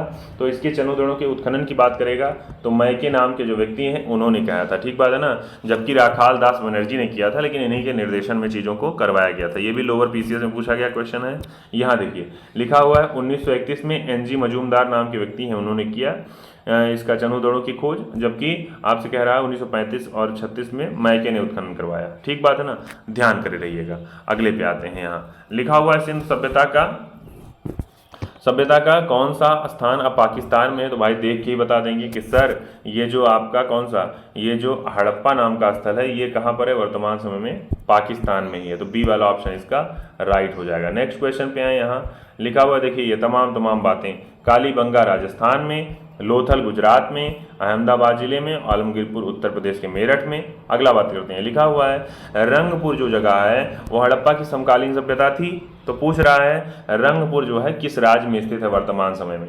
पंजाब में कह रहा है, या फिर आपसे कह रहा है पंजाब के साथ में दूसरा आपसे कह रहा है कि क्या पूर्वी उत्तर प्रदेश में, सौराष्ट्र में, या फिर राजस्थान। भाई रंगपुर अगर आप कहेंगे तो रंगपुर आपका स्थित कहाँ पर है? तो ये पंजाब में स्थित आपका स्थल है जिसका नाम क्या है? रंगपुर। तो एक सेकंड, रंगपुर आपका सी वाला सौराष्ट्र में स्थित है, तो इसका सी वाला विकल्प हो जाएगा राइट। यहाँ देखिए लिखा है रंगपुर के विषय में, तो ये गुजरात के सौराष्ट्र क्षेत्र में, यहाँ पर ये तमाम चीज़ें साक्ष्य मिले हैं, तो आप जाने रहिएगा रंगपुर कहाँ का हो जा रहा है? गुजरात। भाई रंगपुर, रंग माँ रंग ऐसे करके एक ट्रिक है, रंगपुर नाम का जो स्थल ये मादर नदी के तट पर है, ठीक बात है ना, रंगनाथ राव ने इसकी खोज की थी। अगला, दघेरी नाम का एक पर्वतीय हड़प्पा कालीन स्थल जो है ये कहाँ पर इसकी खोज हुई है? जम्मू में, हरियाणा में, पंजाब में, या फिर कहाँ पर, या फिर आपसे कह रहा है या फिर उत्तर प्रदेश में। तो इसका उत्तर क्या हो जाएगा? इसका उत्तर साथियों हो जाएगा पंजाब की ही जो जगह है वहीं पर दधेरी नाम का एक प्रकार का पुरास्थल प्राप्त हुआ है। ठीक है ना। नेक्स्ट क्वेश्चन पे, यहाँ सिंध सभ्यता की खोज के विषय में कह रहा है कौन सा भारत में स्थित नहीं है सिंध सभ्यता का स्थल? तो ये भी यूपीपीसीएस 1995 में पूछा गया है। कह रहा है सिंध सभ्यता जो भारत में नहीं है वो केवल कौन सा है? मोहनजोदड़ो है, बाकी आपके है भारत में है। ठीक है ना, लोथल और हड़प्पा दोनों। ठीक बात है ना। अगले पे आते हैं, यहाँ देखिए लिखा है, अगर बात करेंगे लोथल की तो ये लोथल आपको मिल रहा है। देखिए अगर कह रहा है, अच्छा एक सेकंड, क्या क्वेश्चन में था? कौन सा भारत में स्थित है? तो भारत में केवल लोथल स्थित है ना, तो सी वाला विकल्प हो जाएगा भारत के गुजरात में, जबकि हड़प्पा और मोहनजोदड़ो दोनों पाकिस्तान में स्थित है। अगले पे आते हैं, लिखा हुआ है हड़प्पीय नगर, निम्नलिखित पीसीएस में पूछा गया क्वेश्चन है, हड़प्पीय नगर जिसका प्रतिनिधित्व लोथल का पुरातत्व स्थल करता है किस नदी पर स्थित है? तो भाई जाहिर सी बात है, अगर लोथल की बात करेगा तो लोभोरंग यानी लोथल किसके? भोगवा नदी के तट पर स्थित है। नेक्स्ट क्वेश्चन पे आते हैं भाई। अगला क्वेश्चन आपको दिया गया है, ये हड़प्पा सभ्यता स्थल लोथल कहाँ स्थित है? गुजरात, पंजाब में, तो इसको देख के ही बता देंगे सर ये गुजरात में स्थित है। अगले पे आए भाई, अगला लिखा हुआ है यहाँ पर, ये भी पीसीएस में से पूछा गया था क्वेश्चन, लिखा है सिंधु सभ्यता का पत्तन नगर था कालीबंगा, मोहनजोदड़ो, हड़प्पा या फिर लोथल। ये भी पीसीएस 1999 में पूछा गया क्वेश्चन है। ये आपका कौन सा था? ये लोथल जो था ये एक प्रकार का पत्तन नगर, यानी कहने का मतलब यहाँ पर बंदरगाह वाला नगर हुआ करता था। सिंधु सभ्यता जो थी, इसकी सभ्यता की महत्वपूर्ण विशेषता क्या थी? बीपीएससी में पूछा गया क्वेश्चन, क्योंकि यहाँ पक्की ईंटों की इमारतें मिली, प्रथम असली मेहराब मिली, पूजा स्थल मिला, कला और वास्तुकला मिली। क्या ऐसा था जो इसकी विशेषता मूल रूप से थी? तो 45 नंबर प्रश्न का आपको उत्तर देना है। इसकी मूल रूप से विशेषता जो हुआ करती थी उसका उत्तर आपको देना है। कहने का अर्थ है एक से अधिक हो सकते हैं। ये देखिए यहाँ व्याख्या पर आते हैं, यहाँ क्या लिखा है? यहाँ लिखा है कि अगर इसके विषय में कह रहा है सिंधु घाटी सभ्यता जो है भारतीय उपमहाद्वीप की प्राचीनतम नगरीय सभ्यता थी, पक्की ईंटों से इमारतें मिली, सुनियोजित वास्तुकला मिली, उन्नत व्यापार मिला, वाणिज्यिक जैसी तमाम विशेषताएं थी। हाँ, ये ध्यातव्य है कि इसकी भांति हड़प्पा से पूजा स्थलों का कोई स्पष्ट साक्ष्य नहीं मिलता है। किसमें? हड़प्पा में। अपने बात करते हैं दूसरी बात, लेकिन भारत में जो मेहराब का मामला है ये केवल बलबन के काल में ही दिखाई पड़ता है। ठीक है ना, पहली बार असली मेहराब का। तो ये हो जाएगा इसका ई वाला विकल्प सही। बीपीएससी के एग्जाम में 2011 में पूछा गया क्वेश्चन है, कह रहा है हड़प्पा का बंदरगाह कौन सा है, सिकंदरिया, लोथल, महास्थानगढ़ या फिर नागपट्टनम। तो इसमें आप कहेंगे हड़प्पा का बंदरगाह हो जाएगा कौन सा, लोथल, जो कि गुजरात का स्थल है। अगले क्वेश्चन पे, निम्न में से किस हड़प्पाकालीन स्थल से हल का टेराकोटा मिला है, धौलावीरा, बनावली, कालीबंगा या फिर लोथल से मिला है। ये भी आपका बीपीएससी के एग्जाम में पूछा गया क्वेश्चन है। तो आपको बताना है कौन सा स्थल है इसका। तो ये आपका जो आपकी बनावली आपकी जो स्थान है, यहीं से हल का टेराकोटा यानी हल का एक प्रकार का कह सकते हैं, हल का टेराकोटा यानी मिट्टी से बना हुआ आपका बर्तन मिला है या मिला है आकृति, तो हल का, तो ये हो जाएंगे आपका कहाँ पर, बनावली में। बी वाला क्वेश्चन इसका सही हो जाएगा। यहाँ पर लिखा है हरियाणा का जो फतेहपुरबाद है वहीं का जो स्थल है बनावली, वहीं प्राप्त हुआ, वहाँ से हल का एक प्रकार का टेराकोटा प्राप्त हुआ है। अगले पे आते हैं, लिखा हुआ है एमपीपीसीएस में पूछा गया 2013 में क्वेश्चन, कह रहा है निम्नलिखित में से कौन, लिखा है निम्नलिखित में से कौन सिंधु घाटी की सभ्यता से संबंधित है। क्या लिखा है, नहीं है, कालीबंगा, पाटलिपुत्र, रोपड़ और लोथल। तो एक ही बार में आप देख के बता देंगे सर पाटलिपुत्र तो यार मगध के विषय में आप जा जाएंगे ना, तो ये वाला ऑप्शन इसका सी वाला विकल्प हो जाएगा सही। जबकि कालीबंगा, रोपड़ और लोथल ये तीनों हड़प्पा कालीन सभ्यता के स्थल थे। अगला झारखंड पीसीएस में पूछा गया क्वेश्चन है, भारत में हड़प्पा का बृहद स्थल कौन सा है, राखीगढ़ी, धौलावीरा, लोथल या फिर कालीबंगा। तो इसके विषय में आपको बताना है क्या हो जाएगा। तो इसके विषय में आप कहेंगे एक जगह है जिसका नाम है राखीगढ़ी, हरियाणा की जगह राखीगढ़ी। तो यही राखीगढ़ी में क्या हो रहा है, ये बृहद स्थल यानी सबसे बड़ा स्थल मिल रहा है आपको अब तक खोजे गए में। तो हरियाणा के हिसार जिले में राखीगढ़ी, याद करे रहिएगा, इसको ध्यान में रख लीजिएगा। अगले क्वेश्चन पे आएंगे यहाँ पर। अगले क्वेश्चन पे लिखा हुआ भारत का सबसे बड़ा हड़प्पन पुरास्थल कौन सा है, ये भी यूपीपीसीएस में पूछा गया है, आलमगीरपुर, कालीबंगन, लोथल या फिर राखीगढ़ी। तो भारत का सबसे बड़ा अगर हड़प्पन पुरास्थल कहेगा, तो भारत का सबसे बड़ा अगर कोई हड़प्पन स्थल मिल रहा है तो वो आपको राखीगढ़ी मिल रहा है, जो कि कहाँ पर स्थित है, हरियाणा में स्थित है। कह रहा अलग अलग जगहों में, जैसे आपको यहाँ कह रहा है अगर बड़े स्थल मोहनजोदड़ो, हड़प्पा और गनवेरी वाला ये सब पाकिस्तान में, जबकि राखीगढ़ी और धौलावीरा भारत में। तो यहाँ चूंकि राखीगढ़ धौलावीरा नहीं ऑप्शन में, तो राखीगढ़ी हो जाएगा सही। अगले क्वेश्चन पे, स्थापित सिंधु सभ्यता की भाई नदियों के किनारे पूछ रहा है, किस नदी के किनारे बटी थी, सिंधु, झेलम, चिनाब या फिर गंगा के। भाई जाहिर सी बात है, मुझे लगता है देख के बता देंगे इसके विषय में। सिर्फ लिखा है सिंधु घाटी जो सभ्यता है जिन नदियों के तट पर बसी थी उनका नाम आपको बताना है। तो इसके विषय में आपको हो जाएगा कौन सा, भाई जाहिर सी बात उस समय 3 नदी का ही जिक्र आता था विशेष, कौन सा, सिंधु का और किसका, सिंधु का, चिनाब का और झेलम का। चूंकि ये लगभग एक ही साइड में है तो इस वजह से इसका विकल्प कौन सा हो जाएगा, बी वाला विकल्प इसमें सही हो जाएगा। ये भी क्वेश्चन देखें कहाँ पूछा गया था, एक सेकंड, ये क्वेश्चन आपका यूपीपीसीएस प्री 2009 में पूछा गया। अगले पे आते हैं, यहाँ लिखा है सिंधु घाटी जो सभ्यता के लोग थे वो किस पर विश्वास करते थे, आत्मा ब्रह्म पर, यज्ञ प्रणाली पर, कर्मकांड या फिर मात शक्ति। देख के ही लग जाएगा चूंकि मातृ मूर्ति ज़्यादा मिली है इस वजह से मात शक्ति पर निर्भर करते थे। तो इसका कौन सा, देखिए स्टार लगा दिया गया है ना, कन्फर्म नहीं कर पाए हैं इसके विषय में, लेकिन फिर भी मैं मान सकता हूँ लगभग मात शक्ति के विषय में। लेकिन इसके विषय में क्या कह रहा है, अच्छा तो एक प्रकार का अनुमान ही लगाया गया है, एक प्रकार का अनुमान ही लगाया गया है, इसी वजह से धार्मिक विश्वास के विषय में नहीं कहा जा सकता है, ठीक है ना। अगले पे यानी लिखा हुआ है, फिर भी कई विद्वान इसे मात शक्ति का ही उपासक मानते हैं, लेकिन निश्चित तौर पर प्रश्न का उत्तर नहीं दिया जा सकता है इसे, ठीक है ना, अनुमान के तौर पे आप कह सकते हैं। उत्तराखंड पीसीएस में लिखा है सिंधु घाटी के लोग पूजा करते थे किसकी, पशुपति, ब्रह्मा, विष्णु या फिर इंद्र वरुण की। तो इसको आप देख के लगा देंगे, उत्तराखंड पीसीएस का क्वेश्चन है, पशुपति की पूजा करते थे। अगले पे आइए, लिखा हुआ यहाँ पर मोहनजोदड़ो और हड़प्पा की पुरातात्विक खुदाई जो होती है उसके प्रभारी कौन थे, मार्शल थे, मैकाले, क्लाइव या फिर टॉट। तो इसको भी देख के आप बता देंगे सर यहाँ पर जॉन मार्शल नाम के व्यक्ति जो थे यही हुआ करते थे उस खुदाई के प्रभारी। नेक्स्ट क्वेश्चन पे देखिए, यहाँ लिखा हुआ है नाम किसका, जॉन मार्शल का। 21 की बात कर रहा है, दयाराम साहनी खोज कर रहे हैं हड़प्पा की। 22 में कह रहा है राखालदास बनर्जी मोहनजोदड़ो की खोज कर रहे हैं, ठीक है ना। हड़प्पा के टीले के विषय में जानकारी देने वाले व्यक्ति चार्ल्स मेसन 1826 में इन्होंने दिया था। अगले पे आते हैं भाई, इसके बाद का क्वेश्चन लिखा हुआ कह रहा है सिंधु घाटी सभ्यता के जो खोज निकालने में जिन 2 भारतीयों का नाम जुड़ा है वो कौन थे, राखालदास बनर्जी, दयाराम साहनी, जॉन मार्शल, ईश्वरी प्रसाद, आशीर्वाद लाल श्रीवास्तव, रंगनाथ राव या फिर दूसरा नाम माधव स्वरूप। तो मुझे लगता है इसका ऑप्शन कौन सा हो जाएगा, इसका ए वाला ऑप्शन जो दे रहा है, किसके विषय में, अगर सिंधु सभ्यता की बात कर रहा है तो राखालदास बनर्जी और राय बहादुर दयाराम साहनी, यही 2 व्यक्तियों का नाम आप देखेंगे किसके विषय में, खोजकर्ता के विषय में। देखिए यहाँ दयाराम साहनी के विषय में हड़प्पा के विषय में, जबकि मोहनजोदड़ो के विषय में राखालदास बनर्जी, दोनों भारतीय हैं। अगले क्वेश्चन पे आते हैं।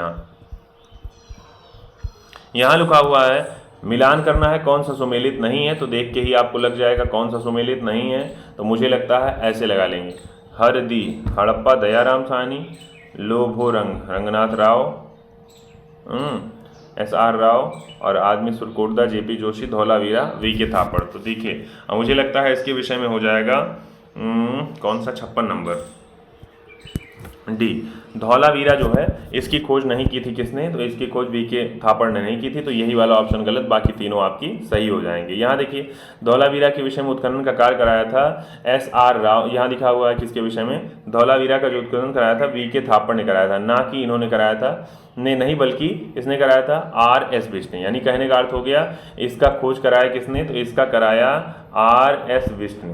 ठीक बात है ना, याद करे रहिएगा, ये करवा रहे हैं धौलावीरा की खोज। अगला हड़प्पा खुदाई करवा रहे हैं। हड़प्पा का उत्खनन करने वाले प्रथम पुरातात्विक जो इसके महत्व को नहीं समझ पाए थे, कौन, कनिंघम, मिलर, मार्शल या फिर डेल। तो मुझे लगता है इसका ऑप्शन कौन सा हो जाएगा, व्हीलर के विषय में हो जाए। इसके विषय में कनिंघम ने, हाँ कनिंघम ने पहली बार खोज करवाया था। 1921 की बात जब करेंगे तब दयाराम साहनी का, मार्शल का नाम आएगा, दयाराम साहनी का नाम आएगा।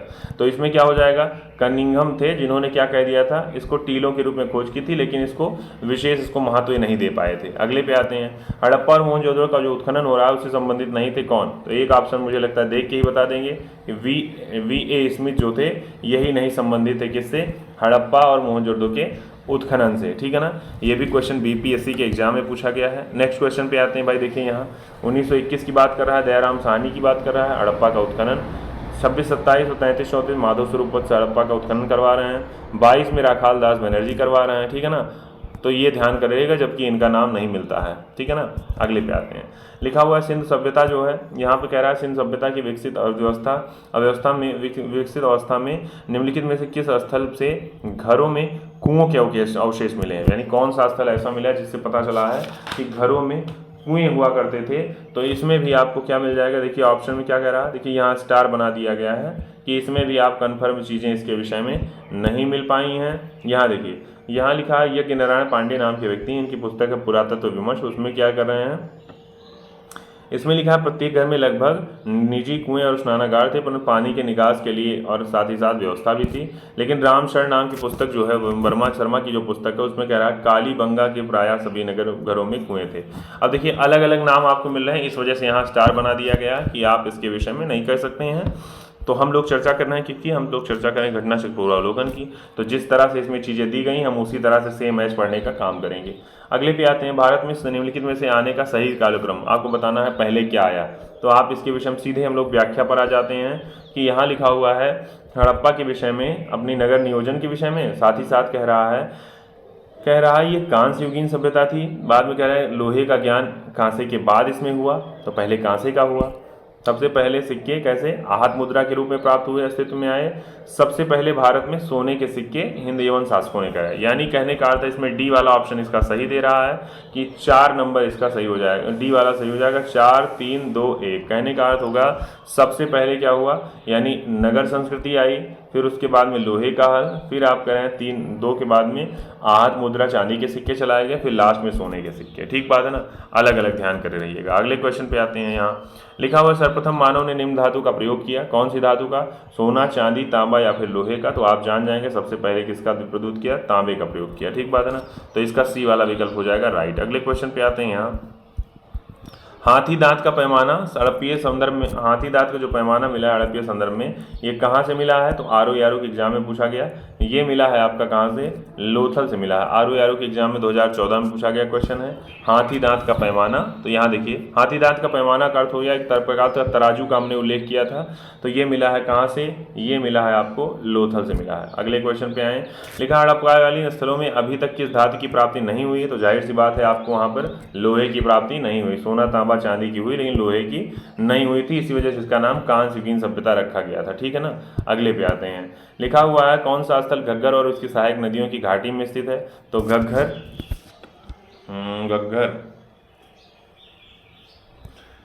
और उसकी सहायक नदियों में तो मुझे लगता है कौन सा हो जाना चाहिए, बनावली।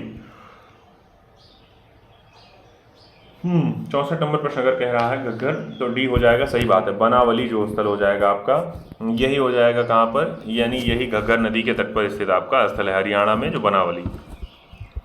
फिर यहाँ कूट में प्रश्न दे दिया गया है कि मोहनजोदड़ो, हड़प्पा और रोपड़ और कालीबंगन सिंधु सघाटी सभ्यता के प्रमुख स्थल हैं।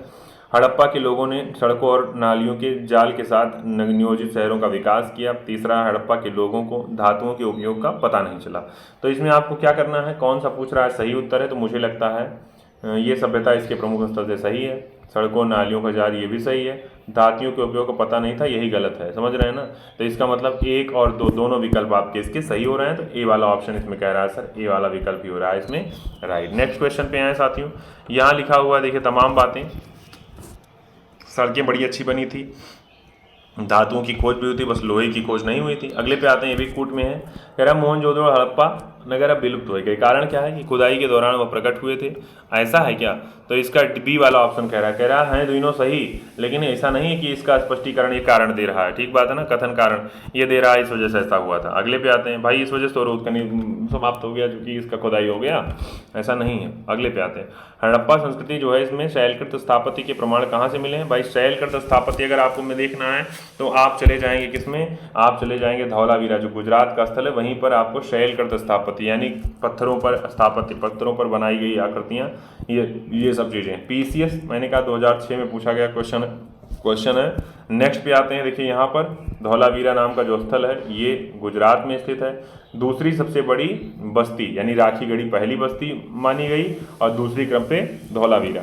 आगे बात करते हैं, यहाँ पर कच्छ के रण में धौलावीरा है। बात करते हैं आगे, तो यहाँ पर शैलकृत जलकुंड यहाँ पर प्राप्त हुआ है। अगले पे, धौलावीरा जिस राज्य में स्थित है वह कौन सा है। भाई धौलावीरा आप जान गए किस राज्य में है, गुजरात में स्थित है, ये वाला ऑप्शन इसका सही। अगले क्वेश्चन पे आइए, यहाँ लिखा हुआ है कौन सा हड़प्पीय नगर 3 भागों में विभाजित था। भाई जाहिर सी बात आपको बता लेना चाहिए, कौन सा नगर अगर 3 भागों में कह रहा है तो ये हड़प्पा का जो धौलावीरा गुजरात का है वही स्थल। देखिए आरओ के एग्जाम में क्वेश्चन 2013 में पूछा गया है, इसका मतलब आपके एग्जाम के लिए आने वाले बहुत जरूरी हो सकता है। 3 नगरों से के अवशेष प्राप्त हुए हैं, कौन से स्थल में 3 नगरों के अवशेष प्राप्त हुए हैं। तो भाई जाहिर सी बात अभी खुद आपने बताया धौलावीरा जो है यहाँ पर 3 नगरों के अवशेष देखा आपने, आरओ में पूछा गया, छत्तीसगढ़ पीसीएस में पूछा गया और पीसीएस में पूछा गया, अलग अलग जगहों पर आपके क्वेश्चन पूछे जा रहे हैं, तो इसका मतलब इंपॉर्टेंट है। फिर यहाँ क्वेश्चन, कौन सा प्राचीन नगर जिसमें उन्नत जल संचय और जल प्रणाली के लिए प्रसिद्ध था। बागों लिखा हुआ है, बांधों की श्रृंखला का निर्माण किया गया था, संबद्ध जलाशयों में नहर के माध्यम से जल प्रवाहित। भाई जाहिर सी बात यहाँ सारी बात आप किसके विषय में कर रहे हैं, धौलावीरा, चाहे उन्नत जल प्रणाली की हो गई, चाहे 3 प्रकार के नगरों का विन्यास हुआ था इसमें, इसकी बात कर सकते हैं, कुछ भी आप, ये सब धौलावीरा के विषय में ही बात आप करेंगे, ठीक है ना। शैलकृत अगर बात करेगा स्थापत्य कला का, तो ये भी आपको वहीं से प्राप्त हुआ है। अगले पे आते हैं, अगला लिखा हुआ है, यहाँ लिखा हुआ है एक उन्नत जल प्रबंधन व्यवस्था का साक्ष्य प्राप्त हुआ है कहाँ से। तो कह रहा आलमगीरपुर धौलावीरा। तो देखिए एक बार में बता दिया आपके सर ये धौलावीरा नाम का स्थल है, बी वाला ऑप्शन यही राइट हो जाएगा। मैंने कहा ये क्वेश्चन देखिए आप लोग, पीसीएस 2010 में पूछा गया क्वेश्चन है, आपके लिए इंपॉर्टेंट है। अगला देखा द्विसव संस्कार जो हैं इसका प्रमाण कहाँ से मिला। हम लोगों ने कुछ देर पहले इसकी चर्चा की थी, व्याख्या पर आते हैं। लिखा हुआ है सर अगर बात करेंगे शव संस्कार की, तो लिखा हुआ है लोथल से सर्वाधिक 3 द्विसव समाधि मिले हैं, जबकि कालीबंगा से युगल समाधि, राखीगढ़ी से भी युगल समाधि मिली है। तो इसमें क्या माना जाए इस विकल्प में, तो लेकिन हम लोग मान सकते हैं सी वाला विकल्प, लेकिन बाकी के दोनों विकल्प भी तो सही होंगे। तो आप इसके विषय में इसको छोड़ दीजिए, इसको ध्यान में अच्छा ये रखे रहिए कि अगर ऐसा कोई क्वेश्चन दोबारा आएगा तो आप अपना कर लीजिएगा इस तरह से अपनी सोच के आधार पे। अगला है हड़प्पन स्थल सनौली के अभी हाल में उत्खननों से प्राप्त हुए हैं, यानी हड़प्पन स्थल जो सनौली है वो कहाँ से प्राप्त हुए हैं। लिखा हुआ है पशुओं के समाधान से, रक्षा दीवार से, या फिर रक्षा दीवार यहाँ से प्राप्त हुआ, या मानव समाधान, या फिर आवासीय भवन। क्या प्राप्त हुआ है यहाँ से आपको ये बताना है 74 नंबर प्रश्न में। तो यहाँ से आपको जो प्राप्त हुआ है ये मानव समाधान प्राप्त हुआ है, कहाँ से, सनौली नाम के जो स्थल है वहाँ से। अब सनौली जो स्थल है ये कहाँ पर है, देखिए यहाँ पर सनौली जो है ये बागपत जिले का उत्तर प्रदेश का, यहाँ पर 125 मानव समाधान मिले हैं, ध्यान करते रहना है। हड़प्पा सभ्यता का स्थल जो मांडी है ये किस राज्य में है। भाई मांडा एक आपने देखा, दूसरा मांडी। अगर मांडा आपने देखा तो आपको मिला था जम्मू कश्मीर में, जबकि मांडी आपको जो मिला ये मिला आपको उत्तर प्रदेश में। तो ये आपका पीसीएस में पूछा गया क्वेश्चन था, ये भी आपने देख लिया। देखिए यहाँ क्या लिखा है, मांडी जो है उत्तर प्रदेश के मुजफ्फरनगर में स्थित है, ठीक बात है ना, ध्यान करे रहिएगा। अगले क्वेश्चन पे आते हैं, यहाँ कुछ गिने चुने क्वेश्चन और अपने साथ हैं। वस्त्रों के लिए कपास की खेती का प्रारंभ सबसे पहले किया गया मिस्र में, मेसोपोटामिया में, मध्य अमेरिका में या फिर भारत में। तो जाहिर सी बात इसका उत्तर क्या हो जाएगा, यानी वस्त्रों के लिए अगर कपास की खेती की बात करेगा तो वो आपका स्टार्ट हुआ सबसे पहले कहाँ पर, तो वो भारत में स्टार्ट हुआ था। याद होगा आपको 3000 BC में, जबकि मेसोपोटामिया में आपका स्टार्ट हुआ था 2500 BC में ना। तो इसका डी वाला ऑप्शन सही है। देखिए यहाँ राखाल दास बनर्जी का नाम आपका कह रहा है, सिंध नदी के तट पर मोहनजोदड़ो की बात कर रहा है, ठीक है ना। अगले पे आते हैं। लिखा हुआ सिंध सभ्यता के लोगों का सही चित्रण करता है। यहाँ विशाल, भाई जाहिर सी बात है विशाल महल मंदिर थे ही नहीं, देवी देवताओं दोनों पूजा करते थे, घोड़ों द्वारा खींचे गए रथों का प्रयोग करते थे। इसमें क्या कह रहा है, सही चित्रण कर रहा है, सही का आपको बताना है। तो इसमें केवल मुझे लगता है, एक सेकेंड, कौन सा क्वेश्चन है, 77 नंबर प्रश्न है अगर बात करेंगे तो इसमें केवल 2, यानी कि केवल 2 को, यानी बी वाले को कह रहा है लोगों का सही चित्रण, यानी बी को सही करा है। यानी इसमें स्त्री यानी पशुपति का भी किया जाता था, प्रार्थना पूजा की जाती थी, दूसरा मातृ देवी की भी उपासना की जाती थी। तो इसका बी वाला ही हो जाएगा इसका राइट ऑप्शन। नेक्स्ट क्वेश्चन पे आते हैं। यहाँ पर यहाँ लिखा है इसके विषय में कोट में कह रहा है, यह प्रमुख अलौकिक सभ्यता थी जिसमें धर्म तत्व यद्यपि उपस्थित था, वर्चस्वशाली नहीं था। भाई ठीक है। अगला, कपास से वस्त्र बनाए जाते थे, ये भी सही है। तो इसका मतलब क्या हो जाएगा, इसमें 1 और 2 दोनों सही थी। याद होगा आपको पूजा पाठ होती थी, लेकिन उस तरह से कोई इसका कर्मकांडी मामला नहीं मिलता था। IAS और MPPCS के एग्जाम में पूछा गया ये क्वेश्चन है, तो आपके लिए ये क्वेश्चन भी मैंने कहा क्या है, ये क्वेश्चन भी आपके लिए जरूरी हो सकता है। लगातार बने रहिए हमारे साथ। लगातार बने रहिए। नेक्स्ट क्वेश्चन पे आते हैं। यहाँ लिखा हुआ है सिंधु घाटी सभ्यता संबंध विख्यात वृषभ मुद्रा जो प्राप्त हुई है कहाँ से, हड़प्पा, चनोदड़ो, लोथल या फिर मोहनजोदड़ो से। कहाँ से मिली है जो वृषभ की मुद्रा मिली है, ये कहाँ से मिली। 79 नंबर प्रश्न है, इसका उत्तर आप लोग दीजिएगा। कुछ ही प्रश्न और बचे हैं, तो इसका उत्तर हो जाएगा मोहनजोदड़ो से ही वृषभ मूर्ति प्राप्त हुई थी, मुद्रा प्राप्त हुई थी। तो ये राजस्थान के एग्जाम में पूछा गया प्रश्न है। देखिए कुबड़ वाले बैल या आप कहेंगे सांड का उल्लेख मिला है किसमें, मोहनजोदड़ो से जो मोहर प्राप्त हुई है उस पर चित्र मिला है। सिंधु सभ्यता से प्राप्त जो मोहर है कौन से वृक्ष की आकृति मिलती है, तो आम, पीपल, पारिजात या फिर साल के वृक्ष की। ये 80 नंबर प्रश्न है, इसका उत्तर क्या हो जाएगा, यानी पीपल के वृक्ष की आकृति मिली है जो सिंधु सभ्यता से मोहर। मोहर पर क्या मिला, आपने कहा वहां पर कुबड़ वाला जानवर, और दूसरा कौन सा हो गया, यहाँ पर हो गया पीपल का वृक्ष। अगले पे आते हैं। यहाँ लिखा हुआ है पशु का अंकन हड़प्पा संस्कृति की मोहरों पर नहीं मिलता है। किस पशु का, बैल, घोड़ा, हाथी या फिर भेड़। भाई जाहिर सी बात अगर बात करेंगे इसमें तो घोड़े का नहीं मिलता है।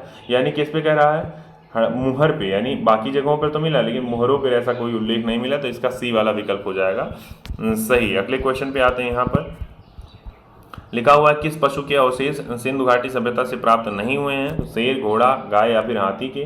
तो अगर पूछा है पशु के अवशेष सिंधु घाटी सभ्यता में नहीं प्राप्त हुए हैं तो वो हो जाएगा कौन सा, यहाँ पे गाय होना चाहिए। क्या हो जाएगा इसका विकल्प, अच्छा ए दे रहा है, पशु के अवशेष सिंधु घाटी की सभ्यता से प्राप्त नहीं हुए हैं। तो इसका उत्तर क्या दे रहा है, एक सेकंड भाई, इसकी व्याख्या पे आते हैं। लिखा हुआ है गाय, हाथी के अवशेष तो सिंधु घाटी सभ्यता प्राप्त हुए, लेकिन घोड़े के अवशेष सिंधु घाटी सभ्यता प्राप्त होने के संबंध में विद्वानों के में मतभेद है। आधुनिक उत्खनन के आधार पर कह रहे हैं घोड़े के अवशेष के सिंधु घाटी सभ्यता प्राप्त होने की मत पुष्टि हो गई है। दूसरी सिंधु घाटी शेरों के अवशेष की प्राप्ति का उल्लेख नहीं। तो इसमें क्या कह रहा है, इसमें कह रहा है शेर। अच्छा हाँ, बाघ का उल्लेख मिला है, लेकिन देखिए एक विकल्प अलग मिल गया आपको, तो यहाँ शेर हो गया। अलग अलग जगह जो प्रकार के आपको विकल्प मिलेंगे उसी प्रकार से आपको सूच का अपने परिचय देना है आपको। अगले को कह रहा है ITI खड़गपुर के अध्ययन दल की रिपोर्ट के अनुसार लगातार कितने वर्षों की न के बराबर वर्षा न होना सिंधु घाटी सभ्यता के पतन का कारण था। तो 600, 800 या फिर आपसे कह रहा है 900 या फिर आपसे 700। तो इसका उत्तर क्या हो जाएगा, IIT जो खड़गपुर है भारत का, वहाँ पर एक अनुमान लगाया गया, खोज किया गया या अध्ययन किया गया, उसमें पता चला कि लगातार 900 सालों तक यहाँ वर्षा ही नहीं हुई, इस वजह से इसका पतन हो गया। अगले पे आते हैं। मृण पट्टिका पर उत्कीर्ण सिंह युक्त देवता की कृति प्राप्त हुई कहाँ से, बनावली से, लोथल से, कालीबंगा या फिर सुरकोटदा से। भाई अगर कह रहा है मृण पट्टिका पर उत्कीर्णित सिंह युक्त देवता का उल्लेख जो मिला है, ये आपको मिला है जो आपका कालीबंगा नाम का स्थल है, हनुमानगढ़ राजस्थान वाला, ये वो आपका हो रहा है सही। तो कालीबंगन आपका हो जाएगा सही, जहाँ पर दोहरे सिंह वाले देवता का भी अंकन है। तो ये जाने रहिएगा। अगले क्वेश्चन पे अगला क्वेश्चन लिखा है निम्नलिखित में से कौन सी सभ्यता नील नदी के तट पर पनपी। तो भाई जाहिर सी बात है वो मिस्र की सभ्यता नील नदी के तट पर पनपी। ये भी PCS में 2004 में पूछा गया क्वेश्चन है। आगे आते हैं यहाँ पर, इसी वजह से मिस्र के नील का उपहार कहा जाता है मिस्र को, साथ ही साथ है ना। अच्छा अगले पे आते हैं। यहाँ पर मिस्र जो है अफ्रीका महाद्वीप में स्थित है। अगला लिखा हुआ है दक्षिण से उत्तर की ओर एक क्रम कह रहा है आपको, इसके विषय हम सीधा व्याख्या पर आ जाते हैं। कह रहा है, ये देखिए, कह रहा है जो एजेटिक सभ्यता थी, एजेटिक सभ्यता जो है इसका विस्तार हो रहा है कहाँ से, ये मेसो अमेरिका के उत्तरी भाग में था। मेसो अमेरिका के अंतर्गत मध्य और दक्षिणी मैक्सिको से लेकर Belize, Guatemala, El Salvador, Honduras, Nicaragua, उत्तरी कोस्टारिका, ये क्षेत्र शामिल थे। जबकि एजेटिक सभ्यता का विस्तार की बात की जाए तो ये मैक्सिको में माया सभ्यता, अच्छा दूसरा माया सभ्यता जो है इसका विस्तार मेसो अमेरिका के दक्षिण भाग में, यानी कि दक्षिणी मैक्सिको लेकर ग्वाटेमाला, उत्तरी बेलीज, अल सल्वाडोर, होंडुरस यहाँ के स्थान पे था। देखिए कई नाम, 3-4 नाम मिला है, इसका उत्तर आप जानिएगा, इसका व्याख्या आप पढ़िएगा। इसका उत्तर डी वाला ऑप्शन आपको दे देगा राइट ऑप्शन। RO 2016 के एग्जाम में पूछा गया है, आपके लिए इंपॉर्टेंट हो सकता है क्वेश्चन। पूरी व्याख्या आप पढ़िएगा इसके विषय में। लेखन कला की उचित प्रणाली विकसित करने वाली सर्वप्रथम प्राचीन सभ्यता कौन सी थी, तो आप जान रहे हैं वो सभ्यता थी भाई सुमेरियन सभ्यता थी, जिसने पहली बार लेखन प्रणाली का जन्म यानी लिपि का आविष्कार किया। यहाँ की लिपि जो थी वो थी क्यूनिफॉर्म लिपि, इसी यही सबसे प्राचीनतम लिपि मानी जाती है। अगले क्वेश्चन पे आते हैं यहाँ पर। तो ये क्वेश्चन साथियों कुछ आप लोगों के लिए आज के सेशन के लिए हो गया, दोपहर 11 बजे के इतिहास के सेशन के लिए। और फिर मैं कहता हूँ आपसे एक ध्येय वाक्य कि ट्रस्ट इन गॉड, ईश्वर में विश्वास रखिए और क्या करिए, पुश योरसेल्फ, ठीक बात ना, अपने आप को पुश करिए और ईश्वर के अस्तित्व में विश्वास करिए। ईश्वर लेकर के इम्तहान सब मंगलमय करता है, ठीक बात ना। तो आपसे क्या होगा, मिलते हैं अगले सेशन में। बाकी हाँ, अपने साथियों को बताइए जिनका भी UPPCS, RO या UP pre exam, SSC GD, CGL किसी भी तरीके की एग्जाम है और सकारात्मक दिशा देना चाहते हैं अपनी तैयारी को एकदम कंटेंट के साथ, एग्जैक्ट बुक, एग्जैक्ट कंटेंट, उसके साथ काम करना चाहते हैं तो जुड़िए हमारे साथ। बाकी आज के लिए आपने इतना सहयोग किया, आपका बहुत बहुत धन्यवाद। जय हिंद जय भारत। फिर से मैं कह रहा हूँ आपसे, सभी साथियों को बताइए, सभी साथियों तक शेयर करिए। धन्यवाद। जय हिंद जय भारत।